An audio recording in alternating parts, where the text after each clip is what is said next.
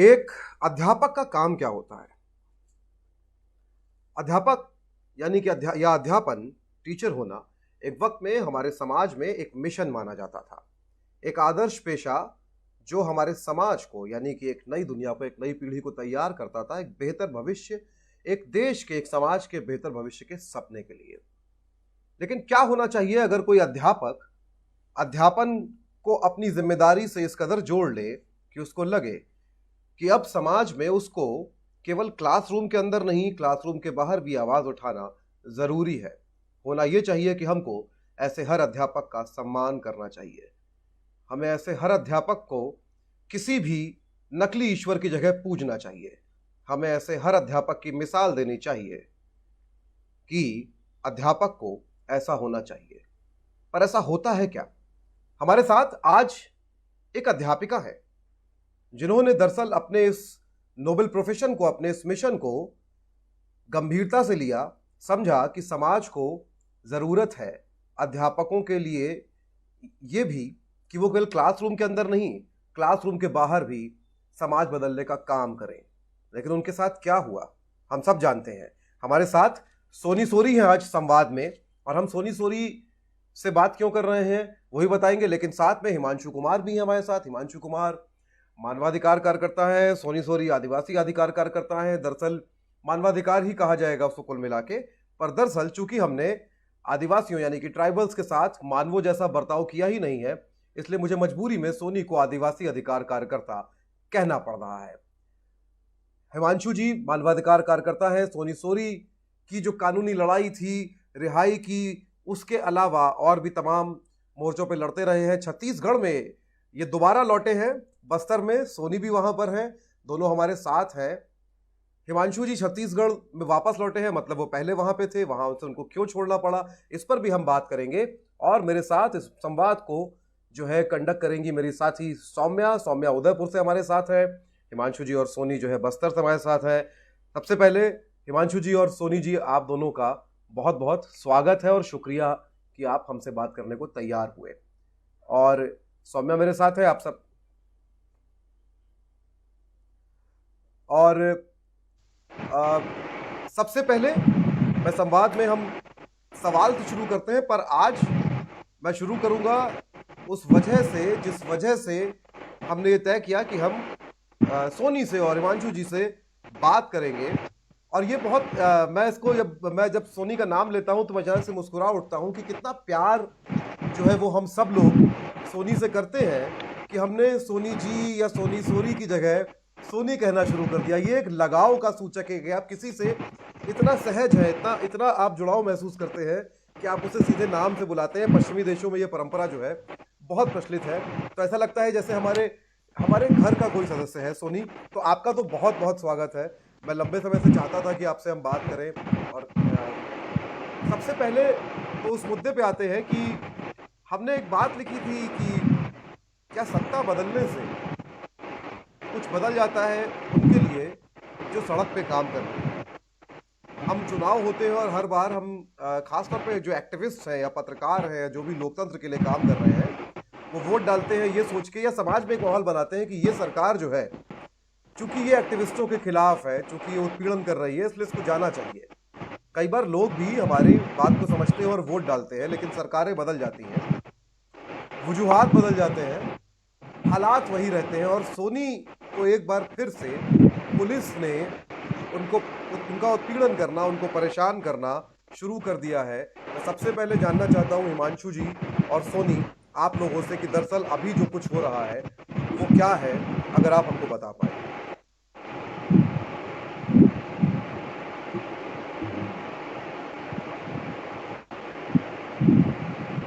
मेरी आवाज मिल रही है आपको? मुस्लिम सरकार।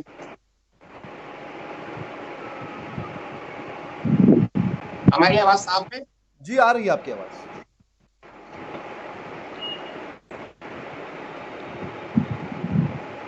इसका तो परेशान करने का अभी से नहीं है, वो पहले भाजपा के गवर्नमेंट भी था और मुझे लग रहा है कि कांग्रेस गवर्नमेंट में शायद का बार बार कांग्रेस की केस के लिए भी कई बार प्रताड़ित होते मामले को लेकर उठता रहा। मुझे तो इस तरह की शायद हमारे अलावा भी इस तरह से बातें कहीं न कहीं आदिवासी के लिए जगह दिया। जी। लेकिन लेकिन ऐसा नहीं अब लग रहा है मुझे कि ऐसा नहीं है, क्योंकि जो जब मैं कसरकेगुड़ा में 17 जवानों को जब एनकाउंटर के नाम से फर्जी एनकाउंटर करके मार के ये बताएँ कि आदिवासियों को 17 आदिवासियों को जब वहाँ पर एनकाउंटर हुआ और उनको सीधा नक्सलवाद कह के उनको मार गिराया और अपने आप को शाबाशी लिए जब पुलिस अधिकारी और गवर्नमेंट ने भी। तो वो उस लड़ाई इतने लंबे समय से वो लड़ाई शुरू हो गई है, उस बीच में तो मैं जेल में थी पर कमला काका जैसे बहन लोग ने और मनीष जी जैसे लोग ने उन्होंने लड़ाई किया और उसके बाद वो फैसला आ गया है कि आयोग ने भी कहा कि वो निर्दोष आदिवासी थे और उन आदिवासियों को मार के उनको नक्सलवाद का दर्जा दिया गया और साथ में कुछ लोग घायल थे, उनको गोली मार के उनको जेलों में 6-6 सालों तक डाला गया, वो बाइज्जत रिहा हो गए। इतनी बड़ी मतलब हमको एक फैसला आने के बाद हमारे मन में लगा कि क्यों ना हम सरकेगुड़ा में बहुत बड़ा एक स्मारक बना के पूरे देश भर की जनता को क्यों ना बताएं, क्योंकि आदिवासी को किस तरह से मारा जाता है और क्यों मारा जा रहा है आदिवासी। इसलिए उसको उस स्मारक बनाने के लिए हम लोग कई दिनों से कई महीनों से इस तरह हम लोग आपसी में हमारे आदिवासियों के साथ जनता के साथ बात करते रहे और जब वो समय आया तो हम लोग वहाँ स्मारक बनाने के लिए वहाँ जाने की बात कहते थे। तब हमको कभी पुलिस ने जाने नहीं देना। हमेशा घर में मैं जैसे कहती है ना या एसपी अभिषेक पल्लव जो दंतेवाड़ा में है और वो ये कह रहे थे कि मीटिंग में कि आप 24 घंटा पहले हर चीज की सूचना दो। तो हम 24 घंटा पहले ही देते थे। उसके बावजूद भी मेरे घर में लेटर भेज के बताते थे उसी दिन रात को आप अब कल नहीं जा सकते। क्यों नहीं जा सकते? नहीं वहाँ नक्सल का मूवमेंट है, नक्सलवाद ये कर रहे हैं। भाई नक्सलवाद का मूवमेंट है तो मुझे क्यों रोका जा रहा है? मैं क्या कर रही हूँ? भाई वो नक्सलवाद का मूवमेंट है तो तुम निपटो ना, उनसे वो निपटे। मेरे को तो अपने आदिवासी से मेरे को बात करनी है, आदिवासी के दर्दों से जुड़ना है, उनकी लड़ाई के साथ रहनी है, उनकी परेशानियों के साथ खड़ा होना। तो मेरे को जाने दो, मेरे को उससे कोई मतलब नहीं। आपका जान खतरे में, भाई मेरी जान की खतरे में तो बंद मेरे को घर में बंद करके तो मेरे को सुरक्षित नहीं किया जा सकता ना। अगर मेरी खतरा है तो मेरे को सुरक्षा दे और मेरे साथ चल पड़े, ऐसा कभी नहीं हुआ। तो उसमें भी हमको रोका गया 28 तारीख को 28 जून में अभी जो 2020 में नहीं जाने दिए। उसके बाद फिर 29 तारीख को था बीजापुर में जैसे बहुत बड़ी एक आंदोलन थी, जो वहाँ आदिवासी लगातार कह रहे थे, छोटे-छोटे आंदोलन करके कई बार हम बार-बार सरकार को बता रहे थे कि अब भी आपकी सरकार भी हम आदिवासियों के साथ शोषण कर रही है, जल जंगल जमीन छीनने की कोशिश कर रही है, महिलाओं के साथ अत्याचार हो रहा है, लगातार मारपीट हो रहा है, जेलों में मतलब रोजाना लोगों को मारपीट करके बंद किया जा रहा है। कोरोना आने के बाद भी कोरोना जैसी स्थिति में भी लोगों को ले जा रहे हैं जेलों में। ये कह के लगातार उनकी शिकायत करने के बाद भी एक गवर्नमेंट ने भी कभी वो नहीं किया। तो लोगों ने सोचा हमारी जो आदिवासी जनता ने क्यों ना एक बड़े पैमाने पर एक आंदोलन जिला लेवल पे क्यों ना किया जाए। तो इसके लिए एकजुट हुए, एक साथ आगे बढ़े और वो आगे इसलिए बढ़े क्योंकि उनको ये बताना था कि आज भी इस गवर्नमेंट भी हमारे साथ ये सब कर रही है। तो उसमें मुझे बुलाया गया था और उसमें मुझे कहा गया था कि आप लीडरशिप करो। आप लीडरशिप को आपको करने के लिए आना होगा। और उस बीच में कई ऐसी बातें हुई कि नहीं हम कैसे लड़ें? हमने बोला हम अपने विचारों से लड़ेंगे, हम शांतिपूर्वक से लड़ेंगे। हम लोग इसी तरह से जाके उनके अपनी हक मांगेंगे, तो आगे हमको निकलना है। तो वो निकल पड़े। तो मेरे को जब बुलाए तो मैं भी 24 घंटे से पहले मैंने जानकारी दी है, तो मेरे घर में नोटिस लाए कि आप नहीं जा सकते। मैं बोली सरकेगुड़ा नहीं जाओगे, इस आंदोलन में नहीं जाने दो, आखिर क्या है? उसके बाद ठीक है हम नहीं जाते। तो मैं उसके बाद जाने से मैंने मना करा, मैं नहीं गई। लेकिन सबसे बड़ी बात है मैं ये बोली थी, मेरे नहीं जाने से भी आंदोलन होगा। मैं नहीं भी वहाँ उपस्थिति होंगी तो भी होगा, क्योंकि आदिवासी समझ चुके हैं, वो अपनी लड़ाई करना जानते हैं। जब हम 2000 मतलब 14 से जब बाहर आने के बाद इतना दिन-रात उन हमारे आदिवासियों के बीच में जो आंदोलन छोटे-छोटे टुकड़ों में करके जो इतना उनके अंदर भी अपनी जैसे ताकत डाल चुके हैं, सोनी सोढ़ी और किसी नेता और किसी मानवाधिकार की जरूरत नहीं है। वो खुद मानवाधिकार, सामाजिक कार्यक्रम नेता भी बनेंगे, फाइट करेंगे और लड़ेंगे और वो हुआ। पूरी जिला को बंद करे और अपनी हक उन लोग ने मांगा, उसके हक पूरा करने पर ही वो वापस लौट के घर गए और उन्होंने चेतावनी दी, अगर हमारे अधिकार पूरे नहीं करेंगे, हमारे हक को नहीं देंगे, तो इससे भी बड़ी हम धमाका करेंगे। ये चेतावनी दे के तो सोच लीजिए कि वो किस तरह से वो लोग ने लड़े। तो क्या सोनी सोनी जाने से वहां की लड़ाई? नहीं। अब सोनी सोनी के बिना भी मेरे बस्तर का आदिवासी लड़ना जानते हैं और लड़ेंगे। हिमांशु जी, तो उसके बाद क्या ये प्रताड़ना का सिलसिला जो है, जो पीछा करने का सिलसिला है कि पुलिस लगातार पीछा कर रही है, जैसा कि जानकारी हम लोगों को मिली है, क्या कर रही है पुलिस, क्या क्या कर रही है, क्या कुछ बोला, किसी ने कोई संदेश दिया, या केवल एक इनडायरेक्ट जो है वो तो माहौल बनाना आपकी विंडिक्टिव एजेंडे के तहत कि नहीं नहीं, परेशान? डायरेक्टली 28 तारीख को जब ये सरखेगुड़ा जाना था हम लोगों को, जी 28 जून 2012 को सरखेगुड़ा में 17 आदिवासियों को, निर्दोष आदिवासियों की हत्या कर दी थी जी पुलिस ने, सीआरपीएफ ने। जी तो उस दिन वहां पर कार्यक्रम होना था, और उनका जो स्मारक है, जैसे जलियांवाला बाग में बना है, जी ऐसा ही एक शहीद स्मारक बनाने की बात थी। जी तो पुलिस नहीं चाहती थी कि उसके अत्याचारों का कोई मेमोरियल बने। जी तो सोनी सोनी को रात में ही पुलिस ने नोटिस दे दिया, आप कल नहीं जाएंगी। और मैं सोनी के घर गया, तो उसके बाद जब मैं लौट रहा था तो मेरा भी खैर पीछा किया गया, कोई बात नहीं। अगले दिन सोनी जब, अच्छा उसी दिन जब सोनी दंतेवाड़ा आई तो इनका तब भी पीछा किया गया। अगले दिन 29 तारीख को ये दंतेवाड़ा आई तो पहले मोटरसाइकिल से पीछा किया गया, फिर जीप में पीछा किया गया, और सोनी सोनी ने आखिर में वो जीप के साथ में जो पुलिस वाले थे उनको कन्फ्रंट किया, और वो जीप पीछे भगाकर ले गए। बाद में एसपी ने मीडिया को बताया कि हाँ वो पुलिस वाले ही थे और वो सोनी सोनी की सिक्योरिटी कर रहे थे। तो हमारा ये कहना जी है कि अगर वो पुलिस वाले थे तो वो भागे क्यों?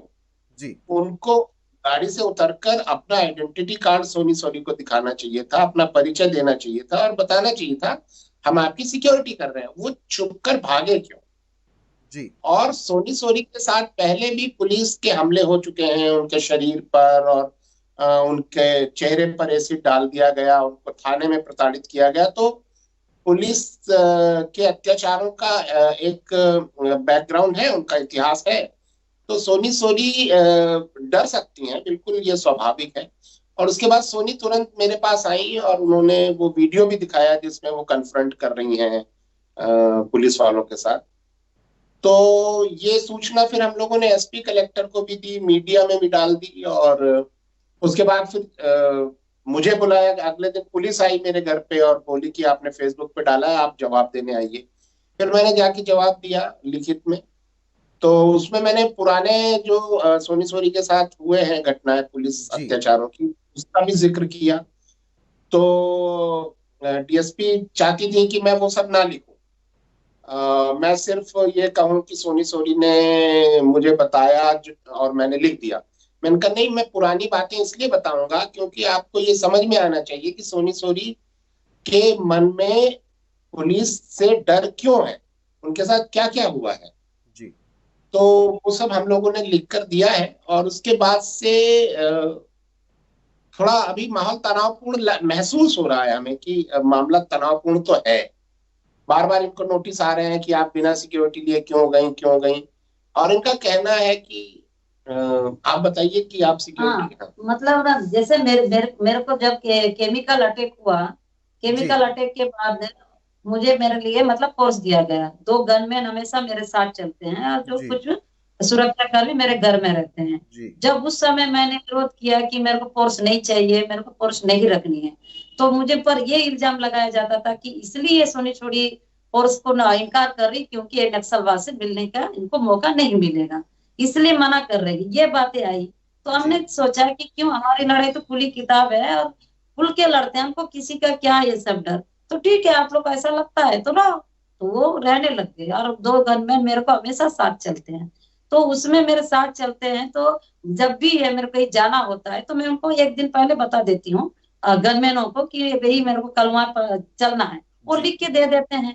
लिख के देने के बाद फिर उसके बाद मैं दूसरे दिन चलने की बात करती हूँ तो मुझे मना किया जाता है। मौखिक में मना किया करते थे, तो मौखिक में मना किया जाता है तो मैं बोलती मैं क्यों रुकूं, मैंने जी तो नियम का पालन किया। मैं तो कल दे दी जानकारी मेरे को कहाँ जाना है, तो मैं आज क्यों रुकूंगी, मेरे को तो जाना ही है।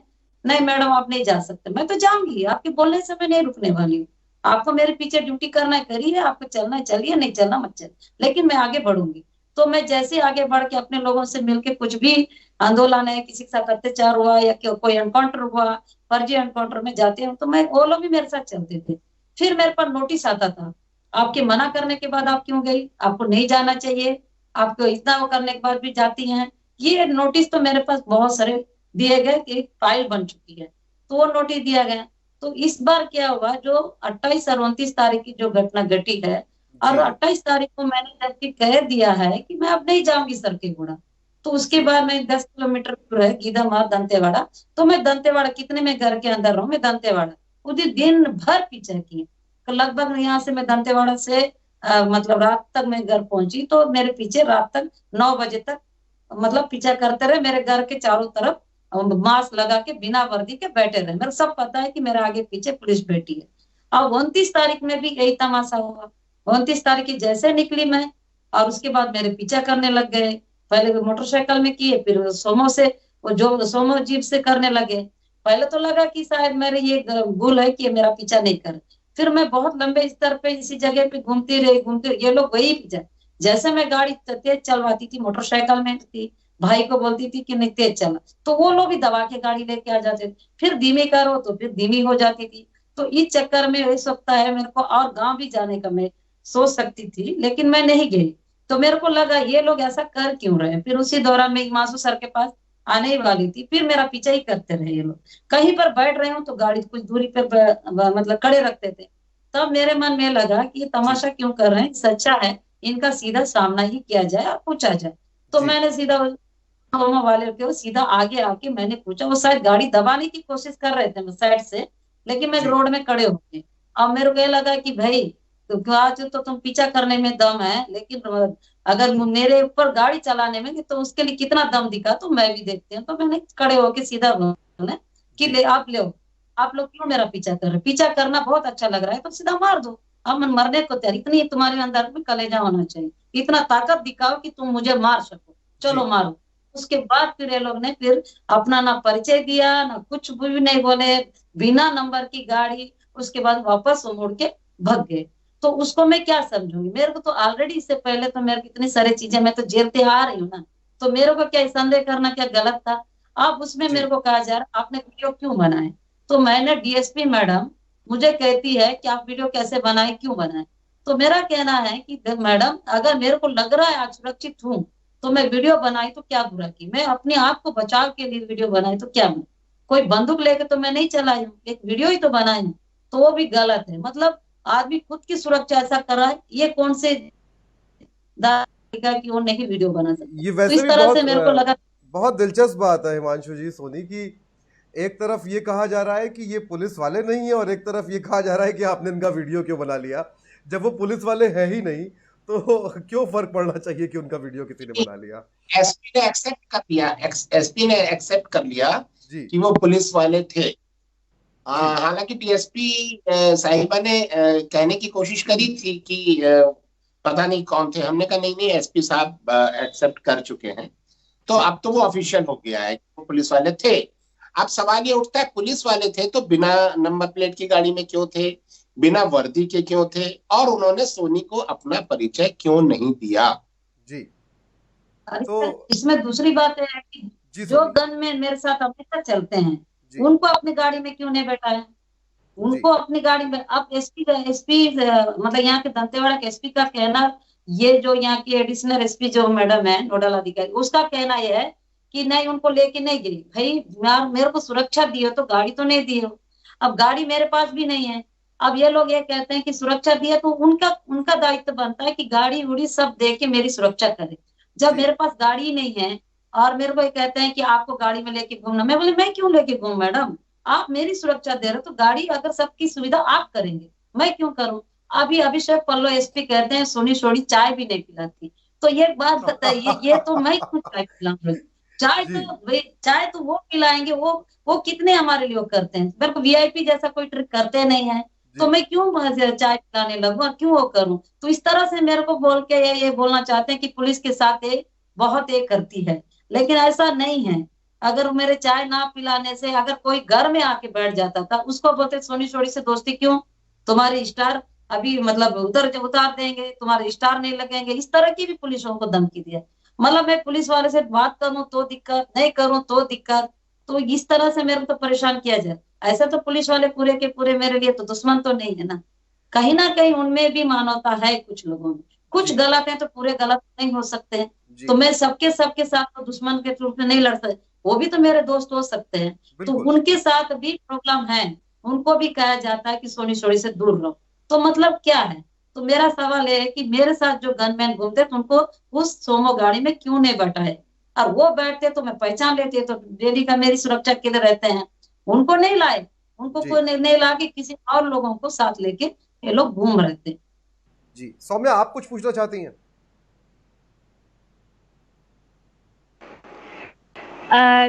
सोनिया, आपसे एक सवाल है, हिमांशु जी आपसे भी। तो बहुत मूल सवाल है, साधारण, मैं थोड़ा समझना चाहती हूँ। ऐसा लगता है कि जब पुलिस आपको फॉलो करती है, सरकार आप पे दबाव डालती है, आपके उठाए हुए सवालों पे इस तरह से एक प्रतिक्रिया आती है, तो मैं बहुत साधारण बात पूछना चाहती हूँ कि वो क्या लड़ाई है आदिवासियों की, वो क्या पहचान है, वो क्या चीज है जो बाकी लोग नहीं समझ पाते हैं। अगर आपको वो समझाना हो मुझे, मेरे जैसे लोगों को जो शायद इन चीजों से इतने वाकिफ नहीं है, आप कैसे समझाएंगे कि वो क्या है आदिवासियों की पहचान, क्या है वो लड़ाई, क्या है जिससे सरकार इतना डरती है आपकी एकजुटता से, आपके सवालों से, वो क्या है? सुनी। देखिए, मैं पहले भी कही, जैसे मेरे को फोर्स दिया है, गनमैन दिए हैं, तो गनमैन जब चलते हैं तो पूरा लोकेशन बता देते हैं कि सोनी सोनी आज कहाँ जाने वाली है, किस जगह जाने वाली, किन से मिलने वाली, पूरा लोकेशन का ट्रैक हो जाता है। उसके बाद भी मैं गनमैनों के साथ उस जगह पे पहुंच जाती हूँ। जगह पे मैं अपना, जैसे मान के चल, आदिवासी के लिए मेरा जाना उनके तक बहुत इंपॉर्टेंट है, क्योंकि वो लोग कुछ जंगलों में अपना उस जगह पे रहते हैं, उस घरों में रहते हैं। उनके साथ अगर मान को गश्त चली जाती, गश्त जाने के बाद सर से उठा के मार हाथ बनाया जाता है, बुलाते हैं। किसी महिला के साथ साथ होता है, जगह बुलाते हैं। किसी की जमीन छीनी जा रही है, उस जगह में मुझे बुलाया जाता है। और किसी के साथ किसी तरह का बेरोजगार के साथ उसके साथ शोषण, उस जगह पे बुलाया जाता है। तो इस तरह की जो आदिवासी की एक उम्मीद है कि इसको बुलाएंगे तो वो आएगी हमारे पास, तो मैं उनके लिए उनकी आवाज सुन के चले जाती हूँ। तो साथ साथ मेरे गनमैन लोग भी चले जाते हैं। लेकिन मेरे को ऐसा लगता है कि मेरे जो गनमैन है वो पूरा लोकेशन देते हुए जाते, मुझे सिर्फ कोई प्रॉब्लम नहीं, आप दो। और उसके बाद मैं सीधा उनको कहती हूँ, भाई आप देख रहे हो ना मैं किसके लिए काम करती हूँ। मैं आदिवासियों की जो तकलीफें हैं, प्रताड़ित हो रहे हैं, जो शोषण किया जा रहा है सरकार के, तो उनके लिए मैं काम कर, ना कि मैं नक्सलवाद के लिए जंगल में नहीं घुसती हूँ। नक्सलवाद से मिलने के लिए मैं जंगल में आने की जरूरत नहीं, उनसे मैं क्यों मिलूं और क्या है उनकी लड़ाई हो जाने पर मैं अपने आदिवासी से मिलने के लिए इस जगह पे आती हूँ। और जब जब आदिवासी कितने भी पहाड़ी एरिया में रहे, मुझे आवाज देंगे तो बोले 30 से 40 किलोमीटर क्यों ना हो, मैं पैदल भी चल के उस तक जाती हूँ। मेरे जवान भी जाते हैं, जो मेरे जवान 2 लोग हैं उनको भी मैं पहले ही बताई, अगर देखिए आप लोग मेरे साथ ड्यूटी करने आए हो तो कुछ बातें आप सुन लीजिए। मेरे साथ जब भी चलोगे गांव में तो हो सकता है नाला का पानी पीना पड़ेगा, क्योंकि मैं खुद नाले के पानी पी के आगे बढ़ती हूँ। हो सकता है उस जगह पे 2 दिन खाना नहीं मिलेगा, तो भी मैं उस 2 दिन की भूख को बर्दाश्त करने की क्षमता है मेरे को अपनों को लड़ने के लिए। हो सकता है कि 2 दिन का हमको एक पेज होता है, जैसे जो आदिवासी जो डाइट खाते हैं ना, पेज है या ठंडा चावल है, वो भी खाना पड़ेगा, तो वो भी आप लोग को खाना होगा, क्योंकि उसको मैं खा के अपने लोगों के बीच में उनके साथ मिलके काम करती हूँ और उनके दिलों से जुड़ती हूँ। ये तमाम है कि हो सकता है कि 30-40 किलोमीटर 50 किलोमीटर पैदल चलना पड़े, वो भी मैं चल के जाती हूँ, क्योंकि उनकी आवाज को सुनते हैं, उनके दर्दों को ये तमाम चीजों का आप लोग कर सकते हो, तो मेरे साथ आप लोग चलिए और रही अपनी ड्यूटी की, तो मुझे कोई दिक्कत नहीं। और दूसरा बात, मैंने उस हमारे जो आदिवासी हैं जो लोग मुझे बुलाते हैं, स्पष्ट कह दिया है कि आप लोग पुलिस वाले हैं सोनी सोनी के पीछे, ये सोच के मेरे जो दोनों गनमैनों को ये मत सोचिए कि ये पुलिस वाले हैं तो इनके साथ इस तरह की कोई बात है, आपको नाराजगी भी होगा तो उसको आपको कंट्रोल करना, मुझे बताना। तो मेरे जो गनमैनों की सुरक्षा देनी आपको होगी। अगर उस एरिया में नक्सलवाद भी होंगे तो मेरे गनमैनों की सुरक्षा करना आपका काम, हमारा सुरक्षा करना आप। ये सोच को 2 गनमैन के साथ हम लोग इतना काम करते थे, लेकिन फिर भी पुलिस को अब ये लगता है कि नहीं, इसके बावजूद भी सोनी सोनी को हम अपने मतलब पंजे में वो फंसा नहीं पा रहे हैं और इन लोग अपने आप को नहीं कर पा रहे, इसलिए आज और ज्यादा मतलब ये लोग मुझे पीछा करके किसी भी तरह, अब आपको मैं ये भी बताना चाहती हूँ, अगर आदिवासी से मिल के काम कर रही हूँ तो अब नक्सल से मेरा कोई लेना ही देना नहीं है, और नक्सल अपनी जगह पे, मैं अपनी जगह पे। ये मैं बोली हूँ दिनेश को, सर, तो बोले मुझे कि नहीं, आप अपना फोर्स को छोड़ दीजिए, आप गनमैन को हटा दीजिए, आपको किसी से डर नहीं है, नक्सलवाद से डर नहीं है, सरकार से डर नहीं है, पुलिस से डर नहीं है, सब तो ठीक है। तो मैंने कहा कि मैंने लिया कब है आपकी फोर्स को? मैंने नहीं लिया, सरकार ने मेरे पीछे लगा के रखा है, सरकार ने मेरे को सुरक्षा देने की बात की, तो मैं क्यों हटाऊंगा? हटाना है तो आप हटाइए, आप हटा दीजिए, मेरे को कोई दिक्कत नहीं है फोर्स के हट जाने से। लेकिन एक चीज जरूर याद रखिए, आपने फोर्स देके मेरे लिए एक और अच्छा काम कर दिया। तो बोले क्या? तो आप लोग बोलते थे ना मैं नक्सलवाद से मिलती हूँ, लेकिन आप 2014 से लेकर 2020 तक एक भी कहीं रिकॉर्ड दिखा दीजिए कि मैं नक्सलवाद से मिलती हूँ कि आदिवासी से मिलती हूँ, वो भी बता दीजिए। क्योंकि अब मेरे पीछे 2 गनमैन रहते हैं, उनको पूछिए, मेरे को मत पूछिए मैं क्या काम करती हूँ। तो ये है बेसिकल आदिवासी का जल जंगल जमीन, और उनकी जो इस तरह के हालात में उस जगह पर जाने की बात होगा, हम कभी पीछे नहीं हटे। क्योंकि मैंने जेल की जिंदगी को जब 2.5 साल काटा है, उस समय मैं अपने लोगों के बीच की दर्द को अपने साथ साथ पूरी महसूस ही नहीं किया, उसको पूरी तरह मेरे शरीर से एक एक नस्ल में मेरा वो चीज भर चुका है। तो मेरे को नहीं होता, मतलब आदिवासी साथ कुछ भी हो, हमारे लोगों साथ। आज ये आदिवासी की बात ही नहीं, अब गैर आदिवासी के भी मुद्दे को हम एक मानव अधिकार के रूप में जब आ ही गए, तो सबके मुद्दे उठाते हैं। लेकिन ज्यादातर आदिवासी के जब होता है उसके लिए कोई खड़ा नहीं होता, इसलिए खास करके आदिवासी के मुद्दे पे ज्यादा हम आगे बढ़ते हैं। हाँ हाँ, तो ये जो सौम्या ने पूछा है, असल में आदिवासियों का मुद्दा एक दुनिया भर का मुद्दा है। सारी दुनिया में जो तथाकथित विकास है, वो विकास दरअसल शहरों का विकास है, और शहरों में कोई रिसोर्स नहीं है। सारे रिसोर्सेस तो जंगलों में हैं, गांवों में हैं। राजनीति का मुख्य काम रिसोर्सेस पर कब्जा करने का होता है। सारी दुनिया में राजनीति रिसोर्सेस पर कब्जा करने के लिए चलती है। उसी के लिए चुनावों में चंदा दिया जाता है, सरकारें उन्हीं चंदा देने वाले लोगों की मदद से बनती हैं, और युद्ध, जितने भी दुनिया में युद्ध होते हैं वो रिसोर्सेस पर कब्जा करने के लिए होते हैं। तो आदिवासियों का मुद्दा दरअसल इस विकास के गलत मॉडल से जुड़ा हुआ मुद्दा है, जहां पर हम शहरों के विकास के लिए गांव के रिसोर्सेस को कब्जा करते हैं। और जब कब्जा करते हैं तो जो संविधान है, कानून है, एथिक्स है, उसका अगर आप पालन करेंगे तो फिर आपको दिक्कत होगी। तो जल्दी से कब्जा करना है, लूटना है, प्रॉफिट कमाना है, तो आपको कॉन्स्टिट्यूशन, लॉ, एथिक्स, इंसानियत, हर चीज को कुचलना पड़ेगा। तो वही होता है जहां जहां भी आदिवासी हैं, चाहे वो लैटिन अमेरिका हो, चाहे वो अफ्रीका हो, चाहे वो अफगानिस्तान हो, चाहे वो भारत हो, हर जगह आप देखेंगे तो आदिवासियों के ऊपर हमले हो रहे हैं। आदिवासियों के अधिकारों के लिए आवाज उठाने वाले लोगों को मारा जा रहा है।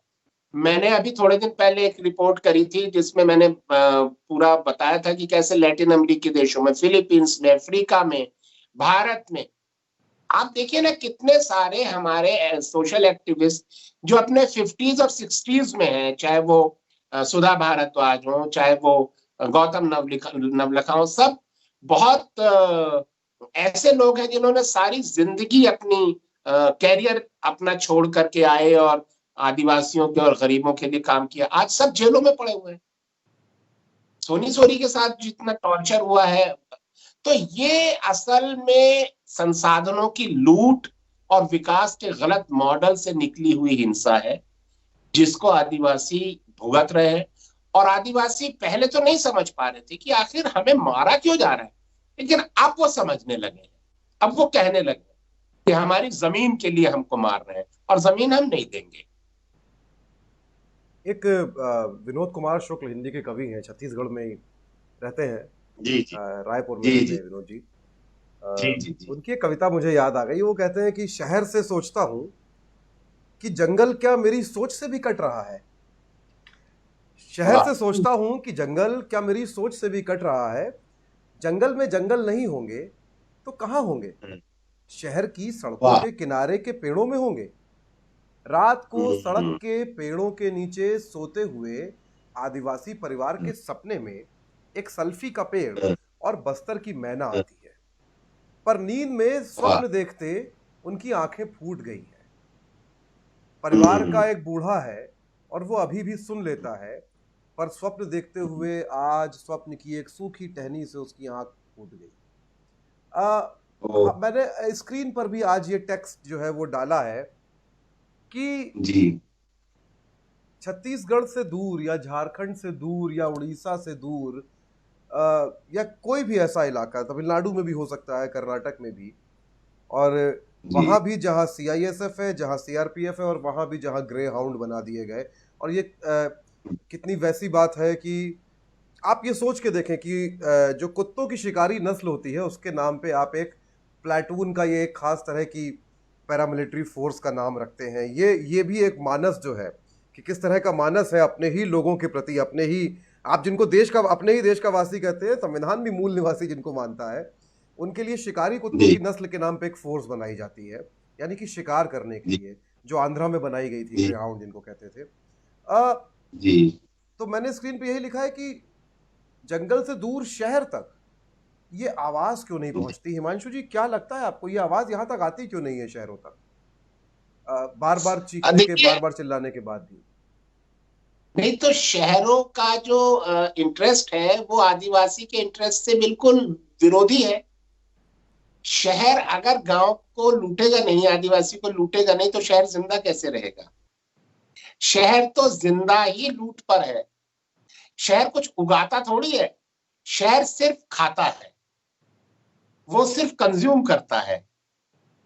सब कुछ तो गांव में उगता है, तो वो सुनना चाहता नहीं है, शहर सुनना नहीं चाहता है। सुनेगा तो फिर लूट बंद करनी पड़ेगी। इसलिए जब वो टीवी पर आदिवासी की खबर आती है तो हम चैनल चेंज कर देते हैं, अखबार में छपता है तो हम हटा देते हैं, अखबार का पन्ना पलट देते हैं। हम आदिवासी की बात सुनना ही नहीं चाहते हैं। और फिर हमें बड़ा अच्छा लगता है जब सरकार कहती है कि ये लोग तो माओवादी हैं, ये लोग तो देश के दुश्मन हैं, ये तो विकास के विरोधी हैं। तो हमें बड़ा अच्छा लगता है कि इन लोगों को दोषी बताया जा रहा है, और ये दोषी हैं, हम लोग दोषी नहीं है। तो शहर के लोगों को ये बड़ा अच्छा लगता है कि ऐसा कोई कहे कि ये जो आदिवासी हैं ये विकास के विरोधी हैं, ये लोग आतंकवादी हो गए, ये माओवादी हो गए हैं। और आप देखिए तो ज्यादा हमला जो है वो डेमोक्रेटिक मूवमेंट्स पर है। नक्सलाइटों से सरकार को परेशानी नहीं है, क्योंकि उनसे लड़ने के लिए तो बंदूकें बहुत है सरकार के पास। सरकार डरती है सोनी सोरी जैसे लोगों से, हम जैसे लोगों से, सुधा भारद्वाज जैसे लोगों से, क्योंकि हम लोग डेमोक्रेटिक लड़ाइयां लड़ रहे हैं, हम संवैधानिक लड़ाइयां लड़ रहे हैं। संविधान से डर लगता है सरकार, पुलिस को कानून से डर लगता है, क्योंकि गैर कानूनी तरीकों से अगर कोई उनसे लड़े तो वो तो बहुत मजे में 2 मिनट में कुचल देंगे उसको। जी, पर हम लोग जब कानून की लड़ाई लड़ते हैं, संविधान की लड़ाई लड़ते हैं, तब ये लोग घबराते हैं हमसे। हिमांशु जी, आप तो चूंकि गांधीवादी हैं, गांधीयन है, मेरा एक सवाल है, क्योंकि आइडियोलॉजिकली सोनी गांधीयन है कि नहीं है मुझे नहीं पता है, पर आपका मुझे कंफर्म पता है कि आप सोनी गांधीवादी कह चुकी है, जी सोनी कह चुकी है कि मैं गांधी, भगत सिंह और मार्क्स तीनों को के रास्ते को पसंद करती हूँ। जी, मतलब 2 लेफ्ट और एक सेंटर तो जो बात आप कह रहे थे, तो लेफ्ट वालों के लिए बड़ी सुविधा की बात है वैसे ये। अगर गांधी का नाम ना लिया जाता तो झट से अपना लेते। आपको लगता है कि, तो मेरा सवाल ये यहाँ पे कि कभी कभी मैं देखता हूँ जैसे कि 1984 में भोपाल गैस त्रासदी हुई थी और 37 साल हो गए, 37 साल, इस साल 37 कह रहा हूँ, हाँ 37 साल हो जाएंगे इस साल, 36 साल जी तब से लेकर आज तक लगातार भोपाल गैस त्रासदी के असल पीड़ित जो है हर साल भोपाल से दिल्ली की पद यात्रा करते हैं गांधीवादी तरीके जी से। झारखंड के आदिवासी जो है यही करते हैं। अभी छत्तीसगढ़ में आपके बस्तर में जो एक पहाड़ बचाने की लड़ाई लड़ी गई, वहां भी जी सत्याग्रह किया वनवासियों ने, आदिवासियों ने। कभी हाँ कभी थकान होती है आप लोगों को, निराशा होती है, लगता है कि यार जैसे भोपाल गैस त्रासदी के पीड़ित है, मेरी कुछ लोगों से बात हुई कि क्योंकि 36 साल हो गए और वो लगातार भोपाल से दिल्ली हर साल पैदल आते हैं, फिर लौट जाते हैं ट्रेनों से, कुछ नहीं निकल के आता है, निराशा नहीं होती है कभी? अब हमारी असली योद्धा तो सोनी सोनी है, तो यही जी जवाब देंगी। सोनी, ये कभी बताएं, ये लड़ाई क्यों है थकान नहीं तो। होती, कभी निराशा नहीं होती? क्योंकि देखिए मैंने और सौम्या ने, हम दोनों ने आपसे जानबूझ के हमने नहीं पूछा कि आपको जिस तरह से टॉर्चर किया गया, हमने उसके बारे में कोई सवाल नहीं पूछा, क्योंकि निजी तौर पे मुझे ये लगता है कि शायद मैं वो सवाल पूछ नहीं पाऊंगा। आप बताएंगी तो मैं सुनने की क्षमता नहीं रखता हूं, हैसियत नहीं रखता हूं, जो कुछ आपने झेला। और जो बात मैंने कही कि एक अध्यापक के तौर पे आप तो समाज को बदलने के ही काम में लगी थी। जिन पुलिस कर्मियों ने आपके साथ जुल्म किया, उत्पीड़न किया और जिस तरह से टॉर्चर किया, वो मतलब इस देश के इतिहास में जब अमानवीय यातनाओं का इतिहास लिखा जाएगा तो उसमें ये बात लिखी जाएगी। और कितनी कविताएं आप पर लिखी गई हैं, मुझे नहीं पता कि शायद आपको वो सारी कविताएं आपने पढ़ी हैं कि नहीं पढ़ी हैं। और मेरे पुराने घर के कमरे में आपकी तस्वीर लगी हुई थी, जहाँ जो मैंने अभी छोड़ा है, एक तस्वीर आपकी, स्केच मैंने लगा रखा था। कभी लगता है, थकान होती है कि जिन पुलिसकर्मियों ने आपके साथ अन्याय किया उनको राष्ट्रपति पदक मिल जाता है, उसके बाद ये लड़ाई जो है जिसमें आप हिंसा नहीं कर सकते, अंदर से गुस्सा तो आता होगा, अभी भी जब आप बता रही थी तो आपके चेहरे पे, आंखों में मैं वो गुस्सा देख पा रहा था। तो कभी थकान होती है, लगता है कि यार निराशा है, यार कुछ नहीं बदलने वाला है, ऐसा लगता है कभी? नहीं, ऐसा तो कभी नहीं लगा। क्योंकि देखिए, मैं एक टीचर रही हूँ। जब मैं टीचर में बच्चों से पढ़ाती थी, मैं एक हॉस्टल वार्डन भी रही हूँ, उनके बीच में बच्चों को मैं संभालती भी थी। पर उस समय मैं अगर कोई बच्चे को, मेरे को मतलब उनको सिखाने के तौर पे या समझाने के तौर पे ज्यादा बदमाशी करते थे, तो एक डंडे से उठा के मारने के लिए भी मेरे को 10 बार सोचना पड़ता था कि मैं इस बच्चे को मारूं या नहीं मारूं। और इस तरह से मेरे बहुत नाजुकता से मैं एक टीचर के रूप में मैं कार्य में थी। और बच्चों को कभी मैं उस तरह से नहीं कर पाती थी, मतलब बहुत जोर से डांटना मारना ये मेरे से होता ही नहीं था।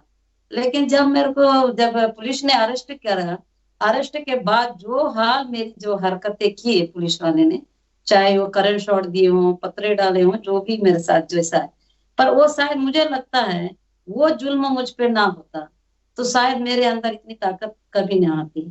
क्योंकि मुझे पता ही नहीं चलता है कि जुल्म के सहने के बाद जो ताकत जो अंदर से आती है वो ऐसे भी होता है। ये तब हुआ जब मेरे ऊपर इतने जुल्म और मेरे साथ इतना घिनौनी हरकतें जो किया गया। अगर वो नहीं करते और ऐसे ही मेरे को करते तो मैं इतनी ताकतवर आज नहीं बन पाती जो मैं आज मेरे अपने लोगों के लिए लड़ पा रही हूँ।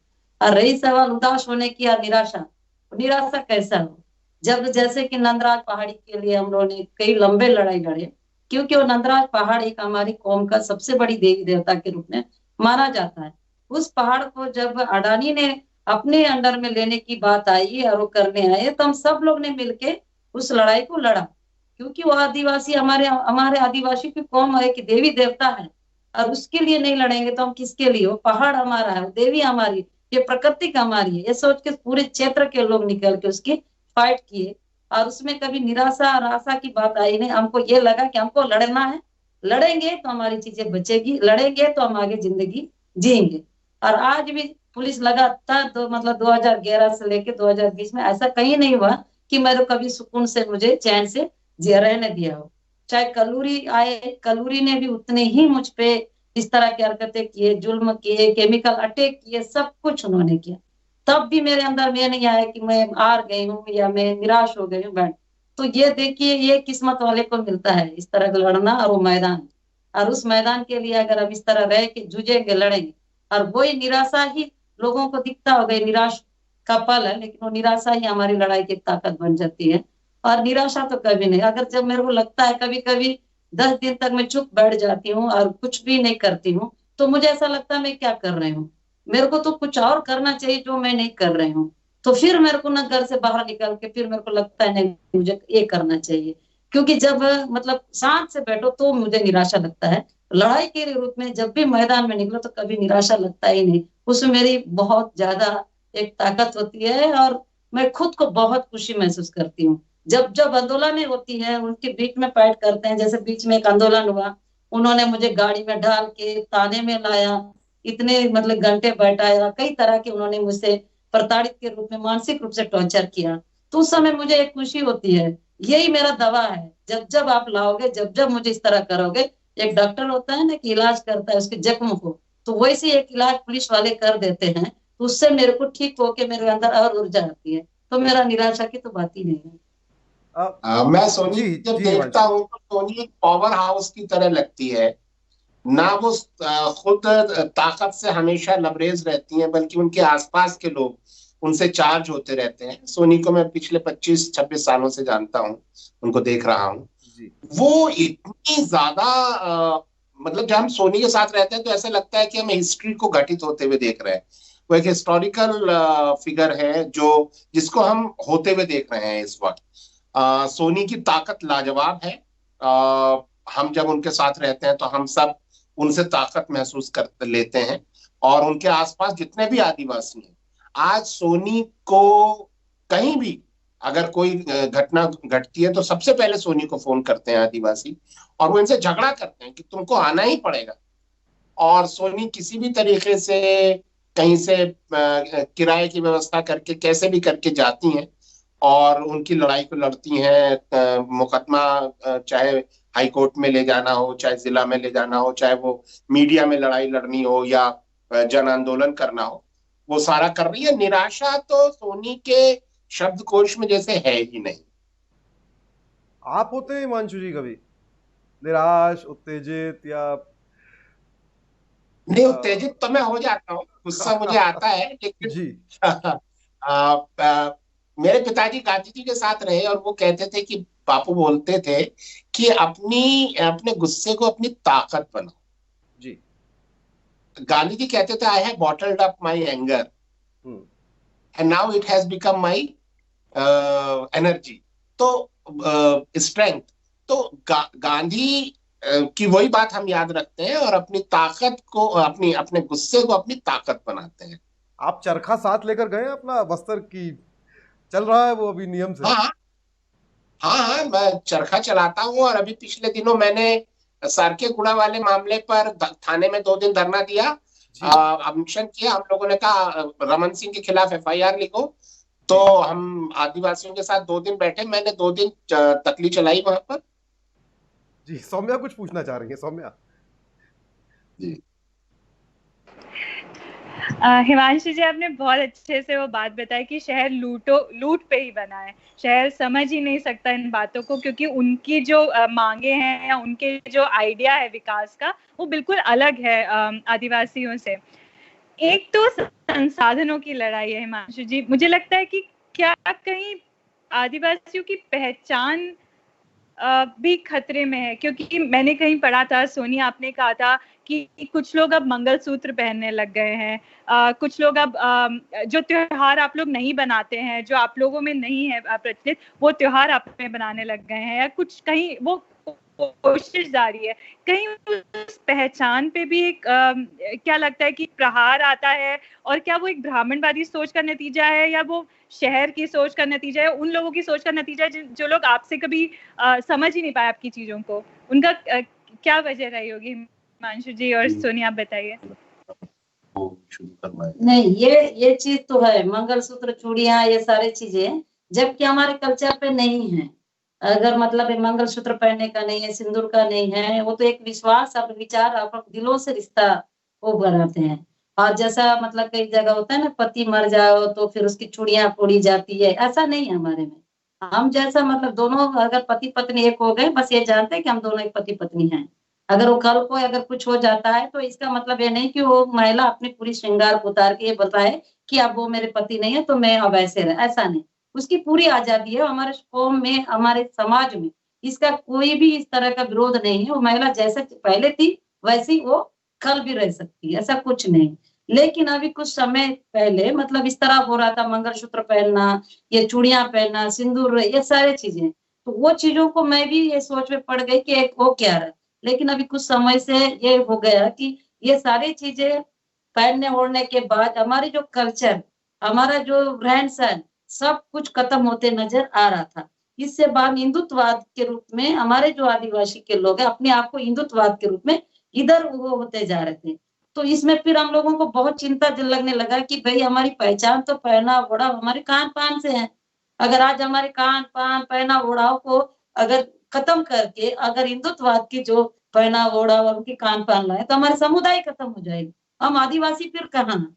तो उसमें बड़ी हमारे बीच में कई समाजों के बीच में बैठक हुई।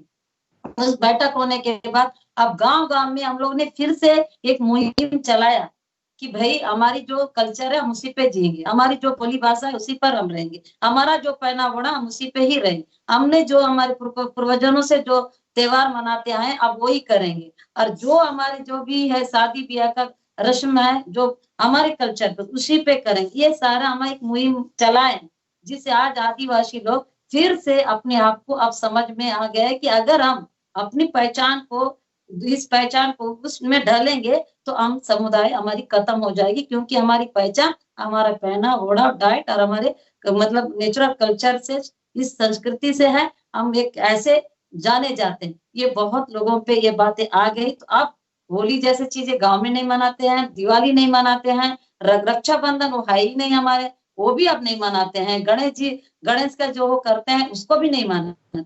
लेकिन आरएसएस जैसे हिंदूवादी लोग ये कहते हैं कि मेरे पास भी, मैं से थोड़ा सा गिदम में शहर में रहती हूँ, गांव को थोड़ा सा मतलब रहना रह के यहाँ रह, तो मेरे को भी बोले कि मैडम आपने दुर्गा को नहीं मानते हैं, आप गणेश जी को नहीं मानते हैं, आप देवी देवता को नहीं मानते। मैं बोले किसने कहा मैं नहीं, मैं मानती हूँ। मेरे जो कौम में जो देवी देवता पेंड है, हमारे जो देवी देवता का पेंड के रूप में बोला जाता है जी उसके रूप में मैं मानती हूँ। मैं कब बोलती हूँ नहीं, नहीं तो आप दुर्गा की पूजा नहीं करते हैं, आप गणेश, भैया उसमें मैं नहीं करती क्योंकि मेरे समुदाय वो नहीं जानते गणेश कौन है, मैं नहीं जानती दुर्गा कौन है।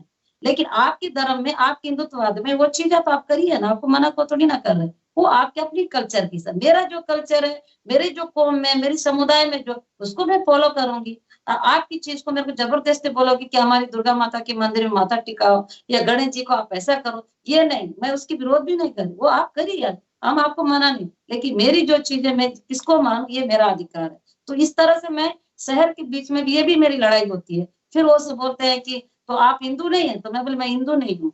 तो एक बार ऐसा ही हुआ, तो बोलते हैं कि आप हिंदू नहीं है तो क्या हूँ, मैं बोले मैं आदिवासी हूँ, गौड़ हूँ। तो बोले ऐसा नहीं हो सकता, पूरे आदिवासी हिंदू है। मैं बोले ये कौन कर रहा है, आप बोल रहे हैं, आप लोग बोल रहे हैं ना। वो आरएसएस के लड़के थे, तो बोले आप बोल रहे हो कि हम हिंदू हैं, लेकिन आपके कहने से हम हिंदू नहीं होंगे, हम तो आदिवासी हैं। नहीं आप गलत है। तो फिर ठीक है, एक काम करते हैं, आप बोल रहे हो कि हम आपके हिंदू हैं और मैं बोल रहे हूँ कि मैं हिंदू नहीं हूँ। तो एक काम करते, एक आप लोग चलो जंगल की तरफ, वहां मेरे आदिवासी रहते हैं, और वहां पर जाने के बाद एक हफ्ता उनके साथ रही है, और वो जो खाते हैं वो तो भाई गाय की मटन भी खाएंगे, सुअर की भी खाएंगे, जानवरों को शिकार करके भी खाएंगे, उसके डाइट के अनुसार आप लोग भी खाइए। और उनका जो पहना ओढ़ा आप पहनिए, जंगल से जो मूल कंद ला के खाते हैं वो आप खाएंगे, अगर जैसे बासी पेज होता है उसको आप पियेंगे। तो ये हम कैसे पी सकते, हम नहीं पी सकते, हम लोग का ये कभी खाया ही नहीं पिए ही नहीं, तो फिर आप काहे के आदिवासी है। हम तो सब यही चीज करते हैं, तो हम आदिवासी है ना। तो ये अगर आप मेरे को हमको हिंदू की तरफ ले जाना, तो ये सब चीजों को आपको फॉलो करो, तब हम हिंदू होंगे या आदिवासी मतलब रहेंगे, ये तो बाद में तय करें। तो उतने में ये लोगों को ये लगा कि नहीं ये तो बहुत अलग है। तो इस बात को आप लोग समझिए, तो समझना होगा आपको। उस दिन से वो लड़के कभी मेरे को बोलते भी नहीं है और कभी कुछ कहते भी नहीं है। वो लोग बहुत अच्छे समय, आप उनको कोई भड़काता है ना, नहीं वो सही है, वो सही बोलती है, हम लोग उसके पास नहीं जाएंगे, मतलब ये है। तो वो चीज हमारे आदिवासियों की सबसे बड़ी वो पहचान है। एक आधा गांव जो नॉवेल है राही मासूम रजा का, जी उसमें उसमें एक हिस्सा आता है जहाँ पे मुस्लिम लीग के कुछ नौजवान वो पाकिस्तान के समर्थन में वो गांव में आते हैं प्रमोशन करने, प्रचार करने, और कि आप उसके समर्थन में मुस्लिम लीग के मोहम्मद अली जिन्ना के नाम पे वोट दीजिए।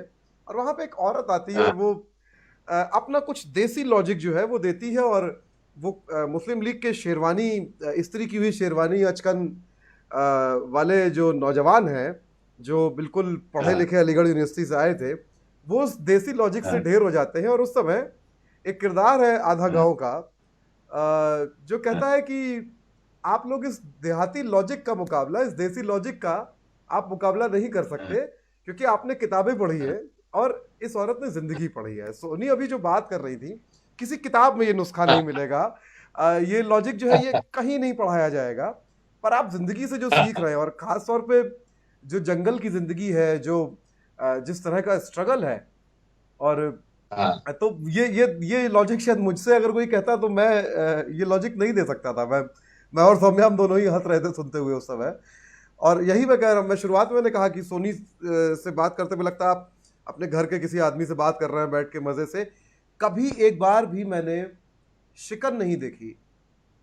सोनी, एक सवाल है जो मैं नहीं पूछना चाहता था, पर चूंकि मैं थोड़ा सा भावुक हो गया हूं, और हिमांशु जी आपसे भी पूछूंगा कि कभी सोनी ने जो मैं सवाल पूछने जा रहा हूं उसका कोई जिक्र क्या कभी आपसे किया? जिस वक्त आपको प्रताड़ना दी जा रही थी, ये जो वो जो पूरा समय था जब आपको थाने में उठा के ले जाते हैं, और बहुत मुश्किल सवाल है करना मेरे लिए, उस वक्त आपके दिमाग में क्या चल रहा था? उस समय कोई गुस्सा आ रहा था, या लगा कि, मतलब मैं ये जानना चाहता हूं क्योंकि मैं जानता हूं कि मेरे जैसे शहर में सुविधा में बैठे हुए लोगों के साथ, हम स्त्री हो या पुरुष, हालांकि पुरुष ज़्यादा प्रिविलेज्ड है, पर हमारे साथ ये कभी नहीं होने वाला है। हम जिस प्रिविलेज में हैं, हमको पुलिस ऐसे उठा के नहीं ले जा सकती। उस समय आपको क्या लगा था? क्या कभी उस समय लगा, कोई बदले की भावना कभी आई, प्रतिशोध की भावना की बाद में देखा जाएगा इनको, या कुछ क्या क्या लगा? और हिमांशु जी, कभी आपसे सोनी ने इस बारे में बात की हो? मैं ये समझना चाहता हूँ, ये शहर के लोगों के लिए जानना बहुत जरूरी है, जी जो बहुत सुविधाओं में जी रहे हैं और उनको लगता है कि उनकी जिंदगी बड़ी मुश्किल है, जिनको शाम को दफ्तर से लौट के हाथ में चाय चाहिए होती है। ये सवाल मैं उनके लिए पूछना चाह रहा हूँ। देखिए, उस समय की जो स्थिति थी, मैं अपने आप को, क्योंकि मैं टीचर थी, टीचर से फिर मेरी शादी हुई, मेरे बच्चे हुए, और मैं इतनी जानती थी कि मैं एक औरत हूँ और एक लड़की हूँ। मैं एक लड़की जात से, मैं एक औरत हूँ और एक पत्नी हूँ और एक माँ भी हूँ, मतलब मेरे अंदर में ये था। और उसके बाद जब पुलिस में, जब मैं दिल्ली की सकेत कोर्ट थी, जब मुझे अरेस्ट करके कोर्ट में पेश किया गया, और मैं सिर्फ वहां से लेके इस थाने से, और मैं रायपुर की जेल जाते तक की थोड़ा मैं बताना चाहूंगी। तो सकेत कोर्ट में जब मुझे पेश किया गया, उसी समय मैं जज साहब से गिड़गिड़ाना शुरू किया। वह मैं कैदी थी, हिमांशु सर भी थे, और वृंदा वगैरह और वकील वगैरह के साथ वहाँ सब थे, और गौतम नवलखा जी भी थे जिन्होंने मेरी जमानत के लिए उन्होंने बहुत प्रयास किया। तो उस समय में जज से एक ही सवाल किया, जज साहब मुझे छत्तीसगढ़ लौटने मत दो, क्योंकि मैं छत्तीसगढ़ लौटूंगी तो मैं सुरक्षित नहीं रहूंगी, क्योंकि सलवा जुड़न का दौर बहुत तेज रफ्तार से हमने देखा भी, चला भी जी। तो उस हिसाब से तो मैंने उनको एक निवेदन किया, भले आप मैंने गलत किया नहीं किया वो मैं नहीं जानती, क्योंकि अभी अगर मुझे जेल रखना है तो तिहाड़ में ही रखा जाए, दिल्ली में रखा जाए, लेकिन मेरे को वापस छत्तीसगढ़ मत भेजिए। छत्तीसगढ़ अगर मेरे को भेज दिया गया तो मेरे को नोच डालेंगे, ये मुझे नहीं छोड़ेंगे, ये किसी तरह मेरे को मार देंगे। मैंने हर तरह से गिड़गिड़ा के, मैं रो के, एक होता है ना, बोलते हैं कि औरत बहुत एक नाजुक होती है, बहुत ही दर्द, मतलब औरत को सहने की क्षमता नहीं होती, इस कंडीशन मेरी थी। और मैं रो रो के जज साहब के साथ विनती किए, तो एक पुलिस वाला आता है संग्राम करके, वो बोलता है नहीं नहीं, ये तो मेरी दीदी हैं, ये मेरी दीदी हैं, और मैं इनको लेके जाऊंगा छत्तीसगढ़। तो उस समय जज साहब कहते हैं आप जाइए, आप मत रोइए, आपको कुछ नहीं होगा, क्योंकि मेरे आदेश पे आप जा रहे हो, एक करोच भी नहीं आएगा। तो उस समय मुझे लगा कि एक बोलते हैं ना, औरत बहुत जल्दी विश्वास कर लेती, वही मेरे अंदर में था। इतने बड़े जज साहब बोल रहे हैं, उस जगह बैठ के बोल रहे हैं कि आप जाओ, आपको कुछ नहीं होगा, मेरे आदेश के अनुसार है, मैं आदेश दे रहा हूँ, आप छत्तीसगढ़ जाए, एक करोच भी नहीं है। तो मेरे को विश्वास हुआ, तो मैं आ गई छत्तीसगढ़। छत्तीसगढ़ से आने के बाद उसके बाद दंतेवाड़ा कोर्ट में पेश किया गया, तब तक मैं ठीक थी, स्वास्थ्य मेरा सब कुछ था। अब उस समय वाशनी मैडम थी जज, वो मेरे को 3 दिन का रिमांड के लिए लिए, तो 2 दिन का रिमांड के लिए उसने परमिशन दिया मुझे, रिमांड में पुलिस वाले लेके थाने में लेके चले गए। उस समय थाने के अंदर रखा गया, ना मेरे परिवार को बताया गया, किसी को नहीं बताया। उस समय तक भी मैं अपने आप को एक लाचारी महसूस कर रही थी, मतलब मैं अब क्या कर सकती हूँ, मैं कुछ नहीं कर सकती, अब मेरे साथ क्या होगा पता नहीं, और मैं तो एक औरत हूँ। अब ये तो बहुत बड़े बड़े अधिकारी ऑफिसर है, मतलब मेरे अंदर में एक होता है ना, औरत एक लाचार है, क्या कर सकती है एक औरत बेचारी, ये वाला किस्सा मेरे अंदर खुद में था। तो फिर मैं थाने में ले गए, पूछताछ हुआ, सब हुआ। जिस रात को जब आधी रात होती है, और अंकित गर्ग एसपी को बुलाया जाता है। उस दिन छुट्टी का दिन भी था, और बुला के अब जिस तरह से मुझे बैठा के जो पहले पूछा गया, फिर उसने जो टॉर्चर करना चाहा, अब उस समय में जब टेबल में बैठ के वो जितना अपना सावशी जो तरीके से पूछताछ कर रहा था कि हिमांशु को लेके, नंदिनी सुंदर को लेके, अरुंधति राय है, प्रशांत भूषण कौलिन, मतलब मेगा पाटकर वगैरह सबके बीच में कि आप एक नक्सलवाद के लिए काम करते हो, शहरी नक्सलवाद, इस तरह के बहुत सारा सवाल जवाब पूछे। मैं हर बात उनको जवाब देने की कोशिश की, लेकिन फिर भी उस समय भी मेरे अंदर एक लाचारता ही था। तो वो गंदी गंदी गालियां दे रहा था, माँ बहन गाली दे रहा था, फिर मेरे सिगरेट पी के फूक रहा था। तो मैं बोली मैं एक औरत ही तो हूँ, मैं क्या कर सकती हूँ, मैं एक लाचार औरत हूँ। एकदम लाचार बन के मतलब उनको गिड़गिड़ा रही हूँ, उनको बोल रही हूँ कि मुझे इस तरह क्यों कर रहे हो, मत इतना पूछो, मैं जो है वो बता रही हूँ। फिर उन्होंने आदेश पे आदेश देते गए, फिर मेरे जैसे करंट शॉट देना, मेरे कपड़े उतरवा के जिस तरह से मेरे को निवस्त्र करके जो हालत उसने कर रहे जाए, तब भी मेरे अंदर एक ही सवाल आता था कि मैं क्या करूं, मैं तो एक औरत हूँ, मैं लाचार हूँ, बस गिड़गिड़ाने के सिवाय कुछ नहीं। मत करो, ऐसे मत करो, मैं एक औरत हूँ, मैं 3 बच्चे की माँ हूँ, मेरे पति हैं, आप लोग तो मेरे भाई जैसे हो, ये मतलब ये जो होता है बेसिकल औरत जब कोई अटैक करता है, हमला करता है, तो इस तरह के बोलते हैं, वही चीजें मैं बोलती रही।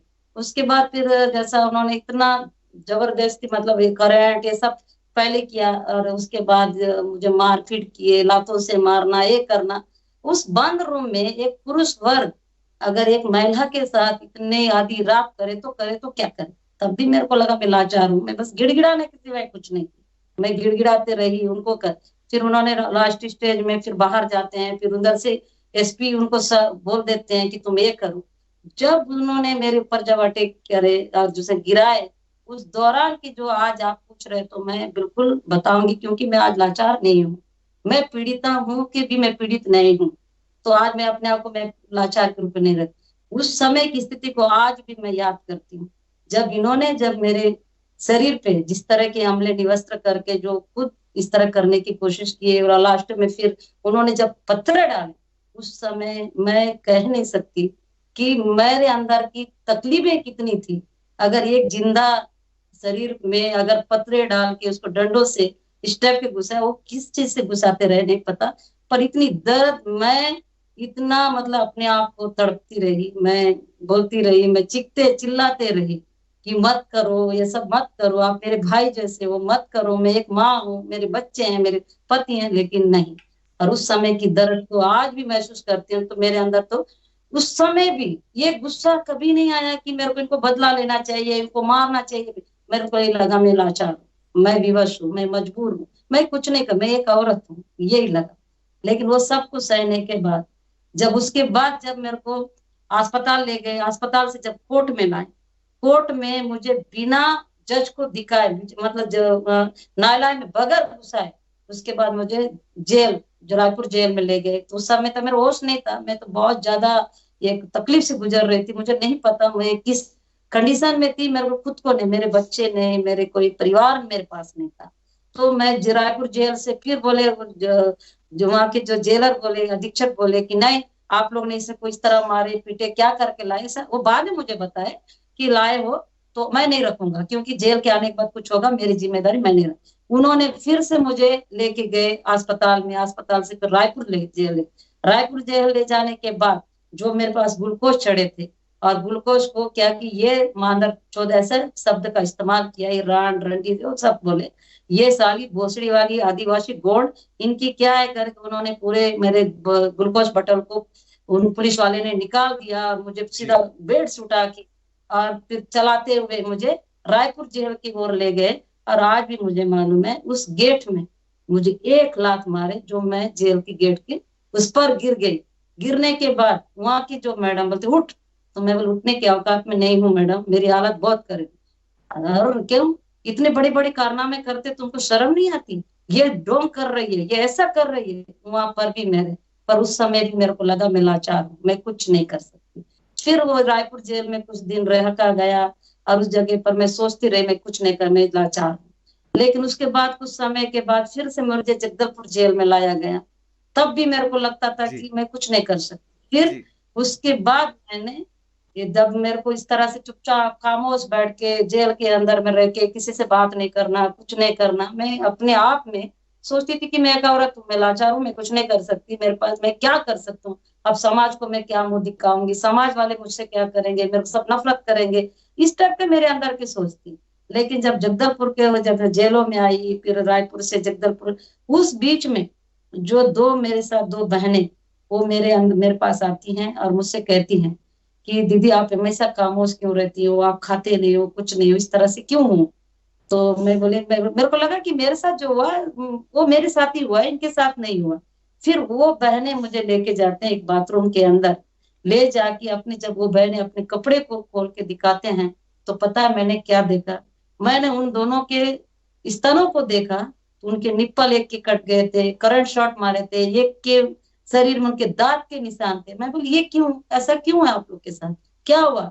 तो वो बहन ने मुझे बताया हमारे साथ तो इस तरह से बलात्कार किया गया, ये देखो हमारे शरीर को काट काट किया गया, मेरे को करंट शॉट दिया गया, मेरे निप्पल काट दिए गए।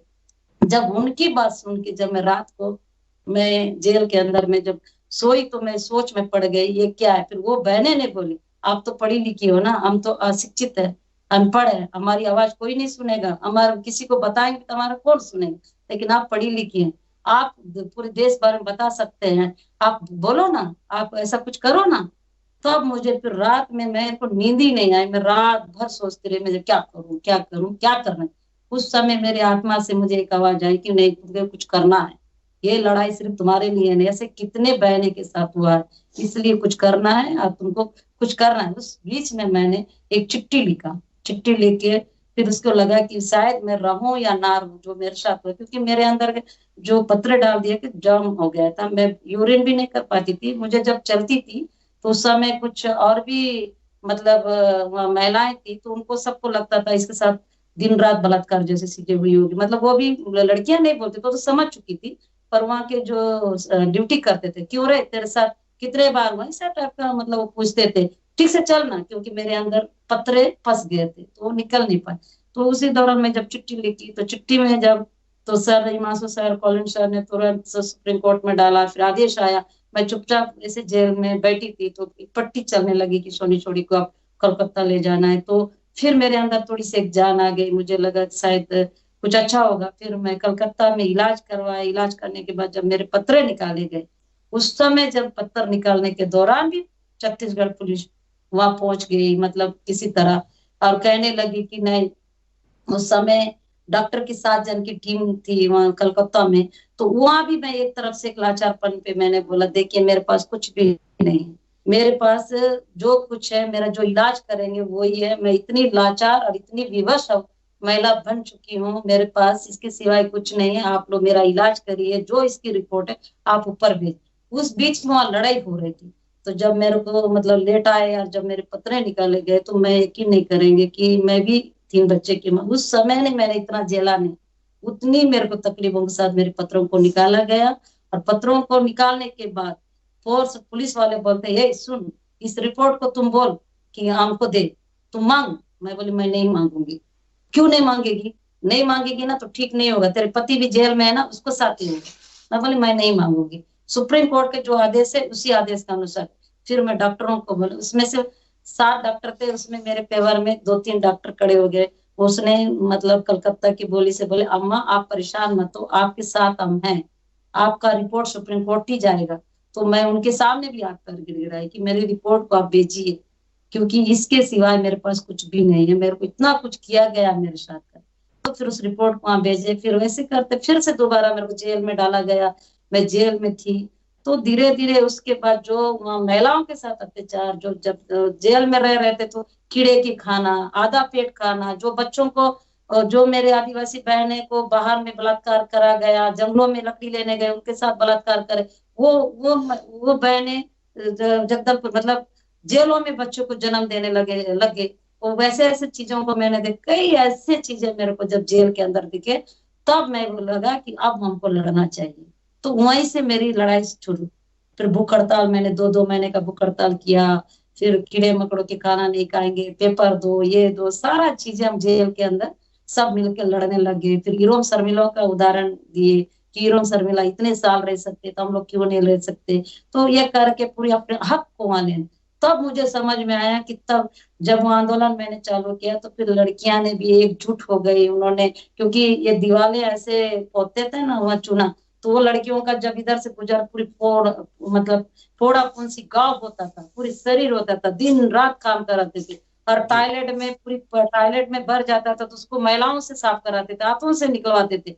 तो मेरे को ये सब देखने को मिलता था। उसके बाद भी मजबूरी होके लाचार होके अब खाना खाना पड़ा। तो उससे सब तमाम चीजें मैंने जेल देखने के बाद अब लगा कि मुझे लड़ना चाहिए, और मैंने वहीं से अपनी लड़ाई से चालू किया और वहां एक आंदोलन खड़े कर दिए।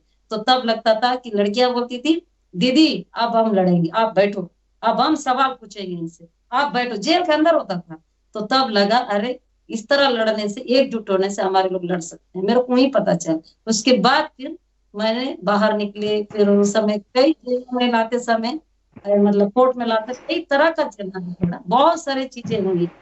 मेरे को ये भी हुआ कि कोर्ट से के दौरान फिर एक सर्किट हाउस का है, उस जगह पे इन लोग छुट्टी का पूरा करके मेरे अंदर में फाड़ के डाले। उसमें भी जब जेल में वाले बताया मेरे साथ ये किया गया आज, उन्होंने बहुत सारे केले खिलाए, सोची थी कि नहीं तू मर तो नहीं जाएगी, सब ये था। और जेल में भी बहुत सारे टॉर्चर हुआ है, सब चीजें मानसिक रूप से हुआ। पर जितने जुल्म हुआ होते गए उतनी अंदर की ताकत बढ़ती गई। इस तरह से होके हमारी लड़ाई की एक शुरुआत हो गई है।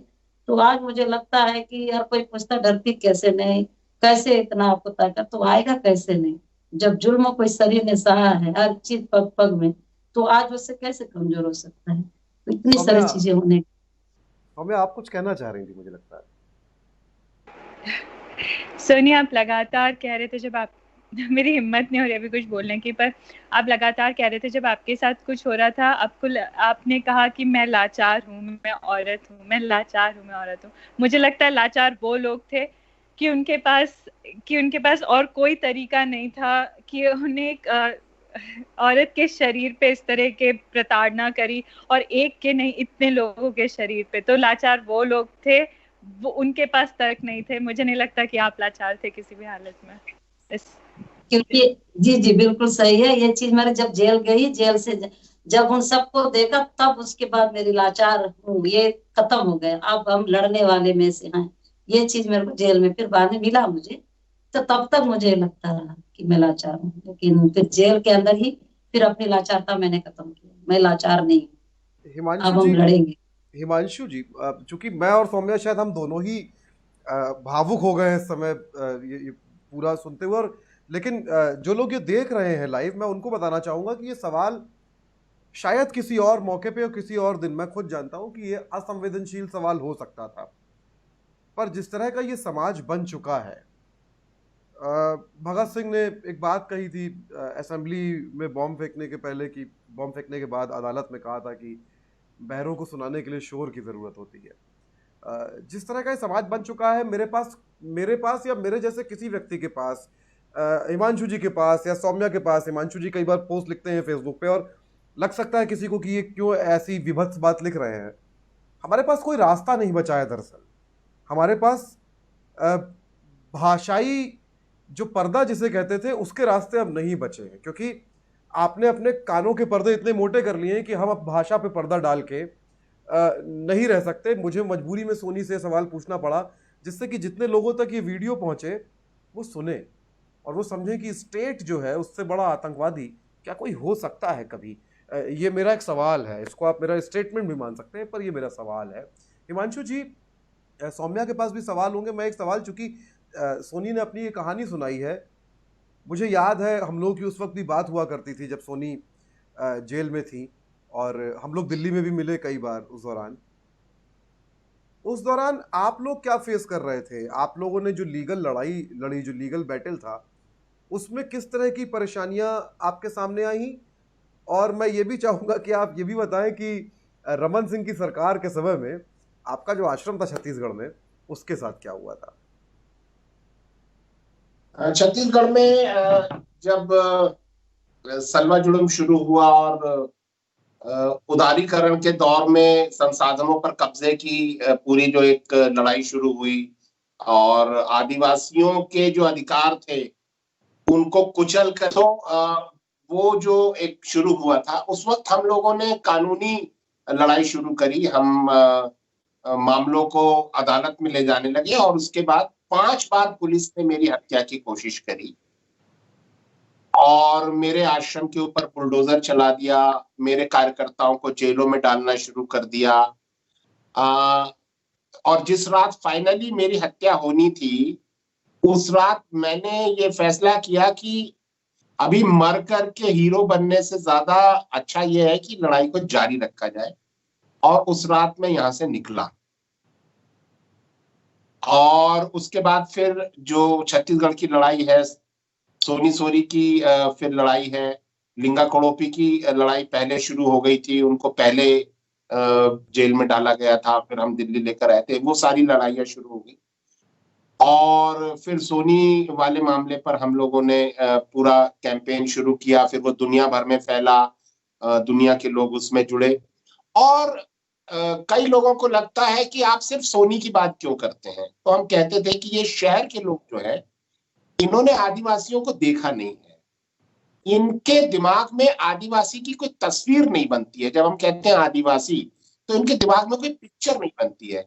हम इनको एक पिक्चर दिखा रहे हैं कि देखो, ये एक आदिवासी टीचर है और इसके साथ ऐसा भयानक टॉर्चर किया गया है, पुलिस ने किया है। क्योंकि हम शहरी लोगों को बचपन से सिखाया जाता है, एक होती है पुलिस, एक होता है चोर। पुलिस होती है अच्छी, चोर होता है खराब।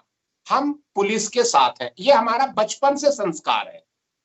लेकिन वो संस्कार टूटता है जब हम सोनी सोरी जैसी घटनाएं देखते हैं, जब हम सलवा जुड़ुम देखते हैं, जब हम आदिवासियों के इलाके देखते हैं, तो हम देखते हैं कि पुलिस और सरकार सबसे बड़े आतंकवादी हैं, वो सबसे बड़े अत्याचारी हैं।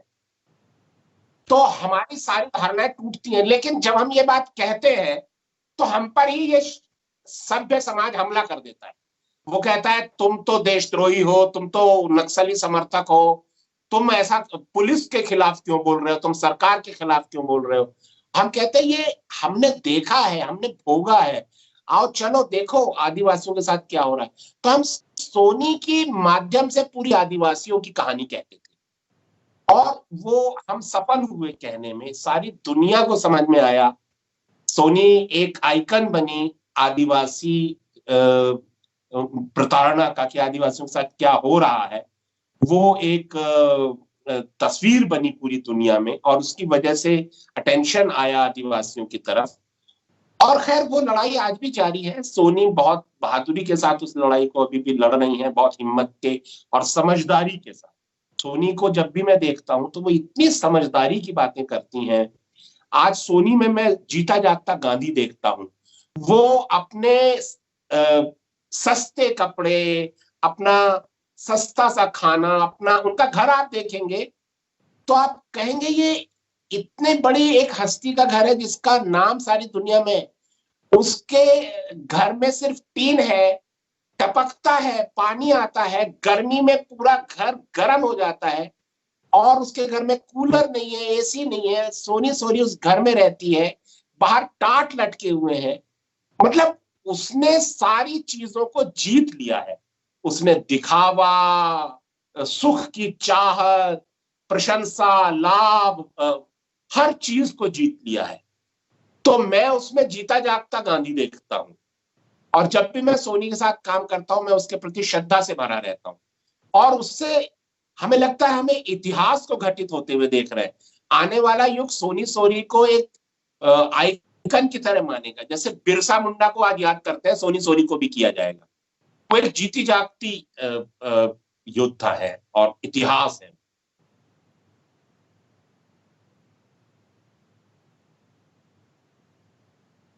हाँ, हम 18 साल यहाँ रहे, हमने आदिवासियों के साथ काम किया। शुरू में तो हमने रचनात्मक काम बहुत किए, आखिर तक करते रहे रचनात्मक काम। लेकिन जब सलवा जुड़ुम शुरू हुआ तो हमको मानव अधिकारों के मुद्दे उठाने पड़े, क्योंकि हमारे पास लोग आने लगे अपने तकलीफें लेकर के। जब हम अदालतों में गए तो सरकार नाराज हो गई और जो सरकार पहले हमें बहुत पसंद करती थी फिर वो हमें नापसंद करने लगी। फिर हत्या की कोशिश हुई मेरी और आखिरकार आश्रम पर बुलडोजर चला दिया गया। तो 250 कार्यकर्ता उस वक्त थे फुल टाइम, 750 पार्ट टाइम, 1000 का स्टाफ था। बहुत बड़ी फंडिंग थी, बहुत 4 जिलों में हम लोग काम करते थे। राज्य की सलाहकार समितियों में हम हुआ करते थे हर विभाग की। मैं ऑनरेरी मजिस्ट्रेट हुआ करता था कंज्यूमर फोरम का और लोक अदालत का। लेकिन जब हम गांव में शिविर लगाते थे और जज हमारे साथ जाते थे और हम गांव में कहते थे कि अपनी गरीबी को न्याय प्राप्ति में बाधा मत आने दो, सामने आओ। नेशनल लीगल एड अथॉरिटी के कार्यक्रम हम करते थे। लेकिन जब हमने आदिवासियों के लिए न्याय मांगा तो सरकार ने हम पर हमला कर दिया। यह सरकार न्याय दे ही नहीं सकती। और मैंने सुप्रीम कोर्ट के जज को भी लिखा था कि मुझे एक नक्सली महिला ने चुनौती दी थी कि अगर आप आदिवासियों को अदालत से न्याय दिला दो तो मैं बंदूक रख दूंगी, गांधीवादी बन जाऊंगी। लेकिन हम न्याय नहीं दिला पाए आज तक आदिवासियों को। और मैंने जज को लिखा था कि आपने मुझे नहीं हराया, आपने आदिवासियों को नहीं हराया, आपने उस नक्सली को जिता दिया जो कह रही थी कि आप न्याय दिला ही नहीं सकते इस व्यवस्था में। तो चुनौती तो ये है कि क्या हम इस व्यवस्था में आदिवासी को न्याय दिला पाएंगे। इस व्यवस्था की परीक्षा है, ये व्यवस्था कभी न्याय दे पाएगी। परीक्षा आदिवासी की नहीं है, परीक्षा नक्सलियों की नहीं है। नक्सली कितने अच्छे और कितने बुरे, उनका टेस्ट नहीं है, टेस्ट इस व्यवस्था का है। ये व्यवस्था आदिवासी को न्याय दे सकती है या नहीं दे सकती। नहीं दे सकती तो कहे कि हम नहीं देंगे। बातें न्याय की और काम अन्याय के, ये नहीं चलेगा। सौम्या, आप कुछ पूछना चाहती हैं? आप कुछ कह रही थी सौम्या। नहीं मयंक, मेरा आप भावुक हैं। कोई सवाल नहीं है। जी ना जी, मैं समझ रहा हूँ। हाँ, सोनी, मुझे अभी सोनी, मेरा ये सवाल है हिमांशु जी आपसे भी और सोनी से भी, ये सवाल दोनों से है। आगे कैसा समय आप देखते हैं? एक दूसरी बात, अभी सरकार बदली है छत्तीसगढ़ में पिछले ही साल, मतलब 1.5 साल हुआ है। क्या सरकार बदलने से सोनी आपके प्रति पुलिस का रवैया बदला है? एक दूसरा, वो जो आपको सिक्योरिटी के लिए पुलिस वाले दिए गए हैं, वो सिक्योरिटी जैसा कुछ है कि उनसे ही खतरा महसूस होने लगा है, और या वो पुलिस के मुखबिर की तरह तो काम नहीं करते?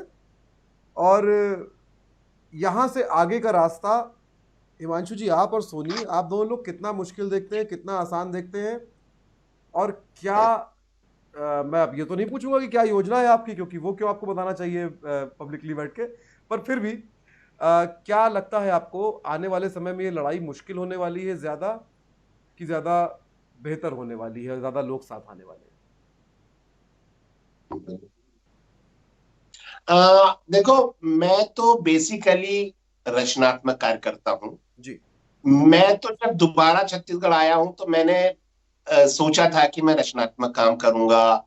मैं गांव में रह करके फिर से खेती, ग्राम उद्योग, इसको विकसित करूंगा।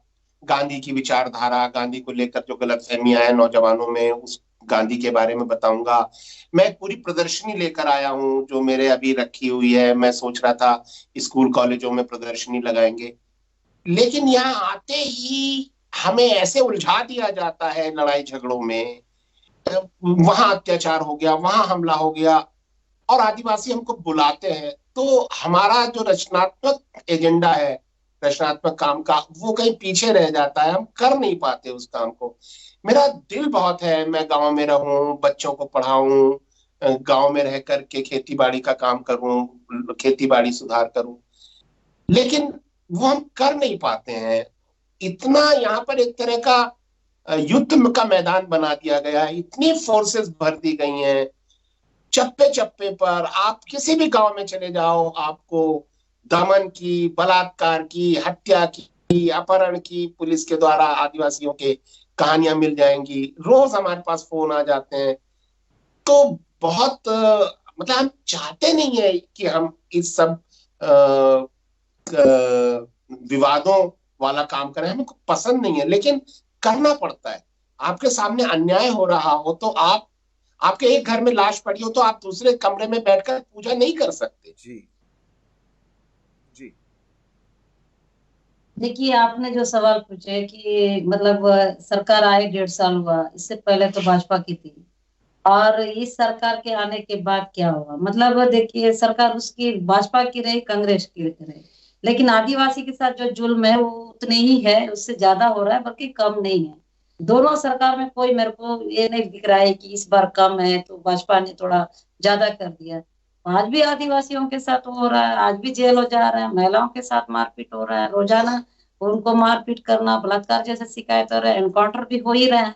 तो कहाँ, ये सरकार भी आके वही कर रहे हैं जैसे सरकार ने कहा था कि कांग्रेस सरकार ने नए जेल में जो बंद हैं उन बंदियों को हम अगर हमारी सरकार आएगी तो हम निसर पे उनको छोड़ेंगे। वो भी कुछ नहीं हुआ। कोई नक्सल मूवमेंट के से जो जुड़े हैं, जो आदिवासियों को, जो निर्दोष आदिवासी जेलों में डाला गया, उनको भी नहीं छोड़ा गया। और कुछ लोग, कुछ और केसों के लोगों को 250-300 को छोड़ा गया, उसको बताते हैं कि भाई हमने छोड़ा है, लेकिन हम बोलते हैं ये एक भी नक्सल प्रकरण में हमारे आदिवासी जो जेलों में कितने को छोड़ा, वो भी नहीं छोड़े हैं। तो फिर इस सरकार का तो क्या, वो पहले का जो सरकार का रवैया, ये भी वही सरकार है। रही सवाल पुलिस की परेशानी की बात, हमारे ऊपर जो है आज भी हो रहा है। इसके जितने भी बार आंदोलन करते हैं रोका जाता है। भाई आंदोलन करने से रोकते क्यों है? मैं बार बार बोलती थी, पहले वाली सरकार को बोलती थी, आज भी बोल रहे, आप रोक क्यों रहे? उनको हक अधिकार है उनको बोलने का। क्यों जंगल से आदिवासी निकल के अगर मैदानी में आके कहना चाहते हैं, उनकी बात सुनो। अगर आप चाहते हो कि यहाँ की जो नक्सल जैसे समस्या की जो गतिविधियों को खत्म करना चाह रहे हो, तो उसके लिए आदिवासी से पहले बात करना होगा। आदिवासी तय करेंगे कि क्या होना चाहिए, क्या नहीं होना चाहिए। नहीं, आदिवासी को बिल्कुल आंदोलन करने नहीं देना, उनकी बातें नहीं आने देना, उनको कुछ कहने का मौका ही नहीं देना, उनको पहले से ही फोर्स बिछा के डंडों मार मार के वापस भेज देना, ये सब कर, ये तो पूरी की तरह से गलत है। तो पुलिस उसके बाद मुझे परेशान करती है कि आप उधर आंदोलन में मत जाओ, इधर मत जाओ, मेरे पीछे अलग लगते हैं। हमारे जो जनता आती है, आदिवासी जो बाहर निकल के बोलना चाहते हैं, उनको मुंह तोड़, उनको डंडों से पीटना, ये सब करना वो कर रही है। और रही सवाल मेरे जो पीएसओ की बात है, जो गनमैन दिया गया है, घर में भी है, मेरे साथ भी है। अब उनको तो भाई उनकी ड्यूटी है, वो हर लोकेशन बताते हैं। और वो हमने भी कहा कि ठीक है, अगर मेरी हर लोकेशन बताने से आप लोगों की ड्यूटी बेहतरीन निभा सकते हो और आपका कार्य पूरा होता है तो आप दीजिए, मुझे कोई दिक्कत नहीं, लेकिन मेरी शर्त है मुझे रोका ना जाए। जैसे ही हमारे पीएसओ लोकेशन देते हैं कि सोनी सोडिया सुकमा जाने में, तो मेरे लिए नाके लगा के स्पेशल बैठे रहते हैं और रोक देते हैं। रोकने के बाद सबसे मजे की बात मैं आपको ये बताना चाहती हूँ, बोले किराया गाड़ी करके मैं जाऊंगी और मेरे दोनों गनमैन बैठे रहेंगे और उस जगह मैं भी बैठे रहा, नाका लगा के रोक दिया जाता है। मैं पूछती हूँ क्यों रोके हो? गनमैन को बोलते क्यों रोके हैं, आप जाओ पूछो, भाई आप लोग तो बैठे हो मेरे साथ। नहीं मैडम, गाड़ी चेक। अरे कैसे पुलिस वाले हो आप? पुलिस वाले हो और आप ही के सामने मेरी गाड़ी की तलाशी हो रही है। और सच्चा तो मतलब ये लोग जो चेक कर रहे हैं, वो लोग आपको पर भी भरोसा नहीं करते हैं। नहीं, ये नियम है तो क्या है का नियम? फिर मैं उनसे लड़ती हूँ कि आप ये बताइए मेरी गाड़ी की चेकिंग क्यों कर रहे हो? भाई आप दो गनमैन मेरे गाड़ी में बैठे हैं तो मैं उन पुलिस फोर्सों के बीच में क्या लेके जाऊंगी? तो मेरी गाड़ी की तलाशी होती है। तो मेरे को खुद को लगता है, बाद में उनको खुद को मैं बोलती हूँ, अरे शर्म करो, आप खुद अपनी वर्दी का अपमान कर रहे हो। मेरे दो दो गनमैन मेरे साथ बैठ के जा रहे हैं और मेरी गाड़ी की चेक करके आप तो खुद की अपमानित कर रहे हो, ये कैसा आती है? तो इस तरह की चीजें तो वो ही रही है। और मतलब लगातार जितना भी हम जो भी करते हैं, तो ये जो सरकार है वो लगातार परेशान कर रही है। और इसमें कहीं नहीं लगता कि ये जो कर रहे हैं ये सही कर रहे हैं। और रही सवाल जो आदिवासी की बात है, अब आपने कहा था कि आगे क्या देखें, मैं ये बता रही हूँ, मेरे को आज जो जितना ये लोग परेशान कर रहे हैं, आज इस बात की खुशी है, अगर ये सिलसिला चलते रहा, आज सोनी सोड़ी की भी जरूरत नहीं है यहाँ के आदिवासियों की, बस्तर के लोगों के। आज इतनी बड़ी एक मतलब आंदोलन खड़ा हो जाएगा जो भारत देश की जनता सोच भी नहीं सकती। ये पुलिस प्रशासन ये भी ना सोच के हैरान हो जाएंगे, क्योंकि वो क्रांति हमने उन आदिवासी में, हमारे लोगों के अंदर हमने डाल दिया है। मैं रहूं या ना रहूं, ये कैसे एक दिन वो एक विशाल रैली के रूप में एक आक्रोश आएगा, एक क्रांति आएगा, ये सरकार को संभालना मुश्किल हो जाएगा, क्योंकि ये बात तय हो चुका है। इसलिए बार बार हम सरकार से कह रहे हैं, आप नक्सल की निपटने के बजाय पहले आदिवासी से बात करो। आदिवासी क्या चाहता है, आदिवासी को कैसे विकास चाहिए, आदिवासी को कैसा रहना पसंद करता है। आदिवासी से बात करेंगे तो आदिवासी ही नक्सल से भी बात करेंगे, आदिवासी ही सरकार से भी बात। तो क्या कहते हैं, क्या आप आदिवासी, आप क्या नक्सलवाद की तरफ से बात करना चाहेंगे? अरे भाई, मैं नक्सलवाद की तरफ से क्यों बात, उनके लीडर नहीं हूँ, मैं आदिवासी की लीडर हूँ। मैं आदिवासी के लिए मैं आज काम करती हूँ, तो मैं आदिवासी की पक्ष रख सकती हूँ, आदिवासी की तरफ से मैं आगे हो सकती हूँ। तो ये बात मैं बार बार सरकार को कहती हूँ, फिर भी सरकार को समझ में नहीं है। फिर भी आदिवासी को एक वो माध्यम बना के, नक्सल का माध्यम बना के मारने के लिए बहुत ही अच्छा इनके पास एक वो बन चुका है।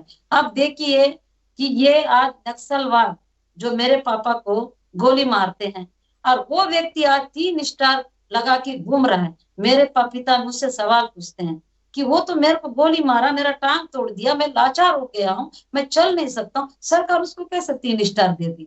तो मैं उसको क्या समझा, मैं क्या सवाल पूछूं, क्या जवाब दूं? मेरे पापा का वो घर को लूट डाले हैं, पूरा बर्बाद कर दिया बदरू।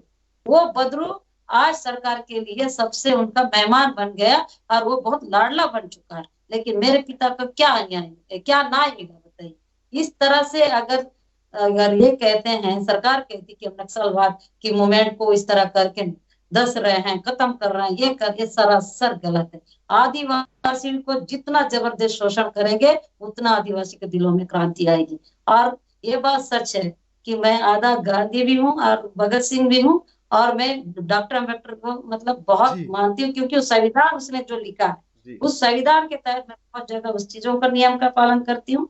और गांधीवादी को मैं इसलिए थोड़ा वो करती हूँ कि क्योंकि मुझे भी एक हिंसात्मक ढंग से नहीं लड़ना है।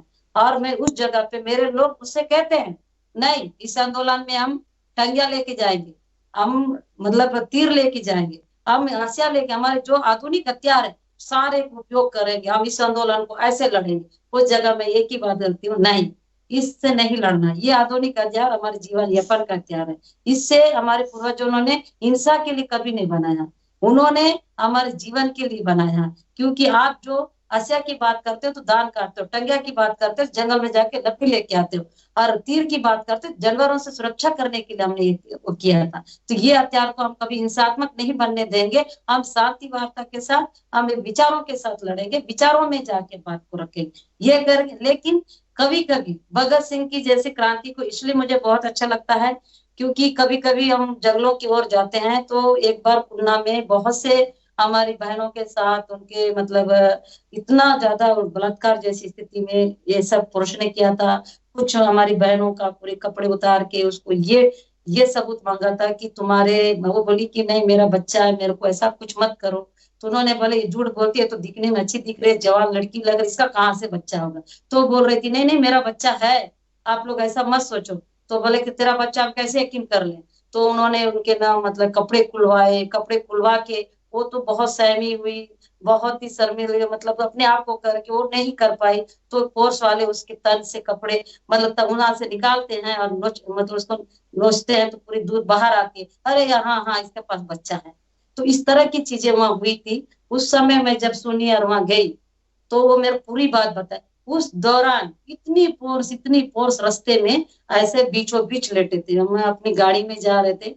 तो बोलते हैं कि नहीं इसको आगे जाने नहीं दे। तो मैं बोली हमारे जो गाड़ी लिंगा, मेरा भतीजा था, लिंगा था, जी और कुछ लड़के लोग चला रहे थे। तो मैंने बोला क्या होगा जो होगा देखा जाए, इनको बहुत मस्ती है ना, चलो ले चलो, रोड हमारा है, जाने के रास्ते को रोकेंगे तो हम आगे गाड़ी बनाए। नहीं नहीं रास्ते में सो गए, आप लोग चलाओ तो वो लोग उठ जाएंगे, आपको उठना है उठो, मरना है मरो, हम तो चलाएंगे। हम जैसे जैसे गाड़ी को चलाने लगे, तो वो अपने आप फोर्स वाले उठते गए और आगे में जाके पूरा घेर लिया ऐसे, मतलब बंदूकों को रख के पूरी आवाज के साथ।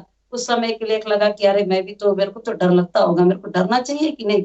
अंदर ही अंदर में सोच रही थी कि मैं डरूं या क्या करूं। मेरे को फिर भगत सिंह की जो जो चीजें याद आई, उनकी मैंने बहुत पहले पिक्चर भी देखी थी कि किस तरह जी उन्होंने एकजुट देश को जोड़ा था जी और अपनी क्रांति दिखाई।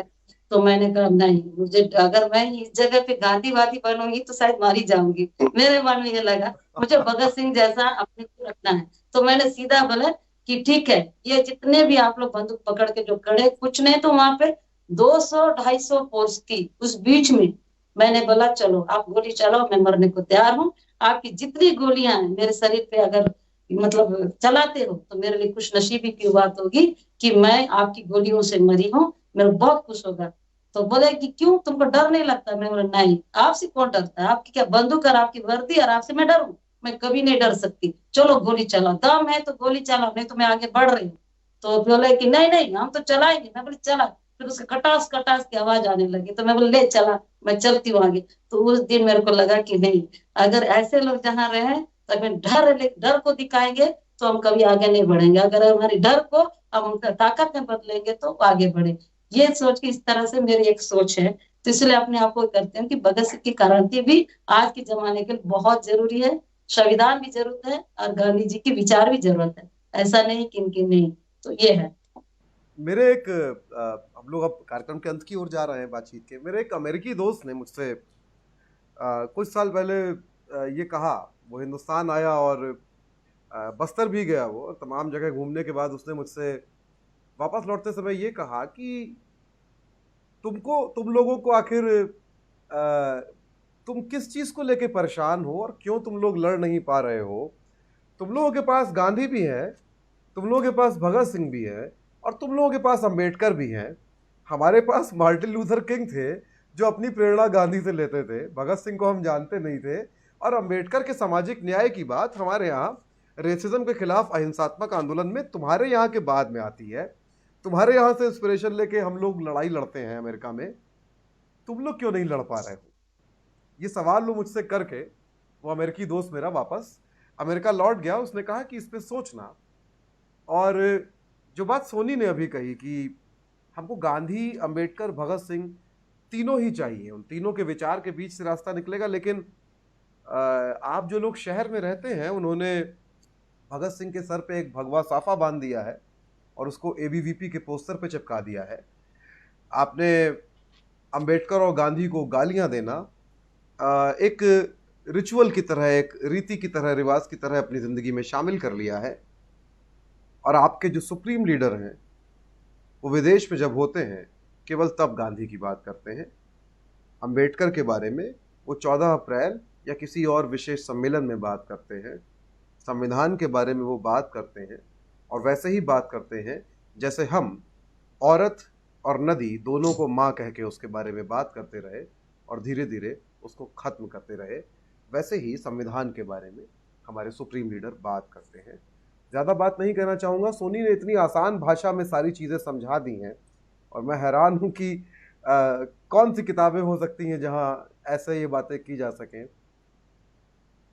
विनोद कुमार शुक्ल की एक और कविता मुझे याद आ गई है इस पर, क्योंकि उन्होंने काफ़ी लिखा है।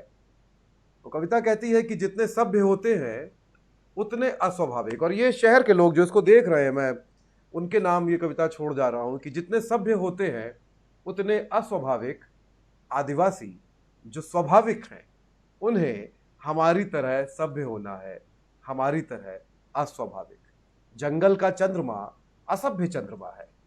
इस बार पूर्णिमा के उजाले में आदिवासी खुले में इकट्ठे होने से डरे हुए हैं और पेड़ों के अंधेरे में दुब के विलाप कर रहे हैं, क्योंकि ये हमारे लिए है, क्योंकि एक हत्यारा शहर बिजली की रोशनी से जगमगाता हुआ सभ्यता के मंच पर बसा हुआ है।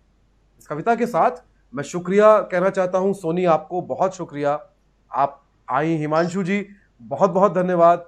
आप तक का सबसे अमेजिंग, सबसे अद्भुत ये संवाद रहा। सौम्या थैंक यू आपका। और मैं और सौम्या दोनों ही बीच में कई जगह भावुक हुए। जो लोग इस शो को देख रहे हैं, मैंने पिछले कुछ दिन से वो 3 मैजिकल वर्ड्स कहना शुरू कर दिया है, तो मैं उसको दोहराना चाहता हूँ क्योंकि ये शहरी सभ्यता तक ये वीडियो पहुँचना बहुत ज़रूरी है। तो वो 3 मैजिकल वर्ड जो मैंने पिछले 7 दिन में सीखे हैं वो है लाइक, शेयर और सब्सक्राइब। तो इस वीडियो को लाइक करें या ना करें, इसको शेयर कीजिए, लोगों तक पहुँचाइए। सोनी की बात पूरे देश में, दुनिया में बार बार पहुँचनी ज़रूरी है। और ख़ास तौर पर आज बहुत सारी ऐसी बातें हुई हैं, बहुत सहज होकर सोनी ने बात कही और मैं और सौम्या असहज हो रहे थे उस समय, जो इसके पहले शायद हमने इस तरह से नहीं सुनी। एक बार फिर से शुक्रिया हिमांशु जी और सोनी, और हम कोशिश करेंगे जितनी जल्दी हम लोग फिर से बात कर पाएँ, अगर आपके पास समय हो तो हम लोग फिर से एक दिन बात करेंगे। बहुत बहुत धन्यवाद। जी।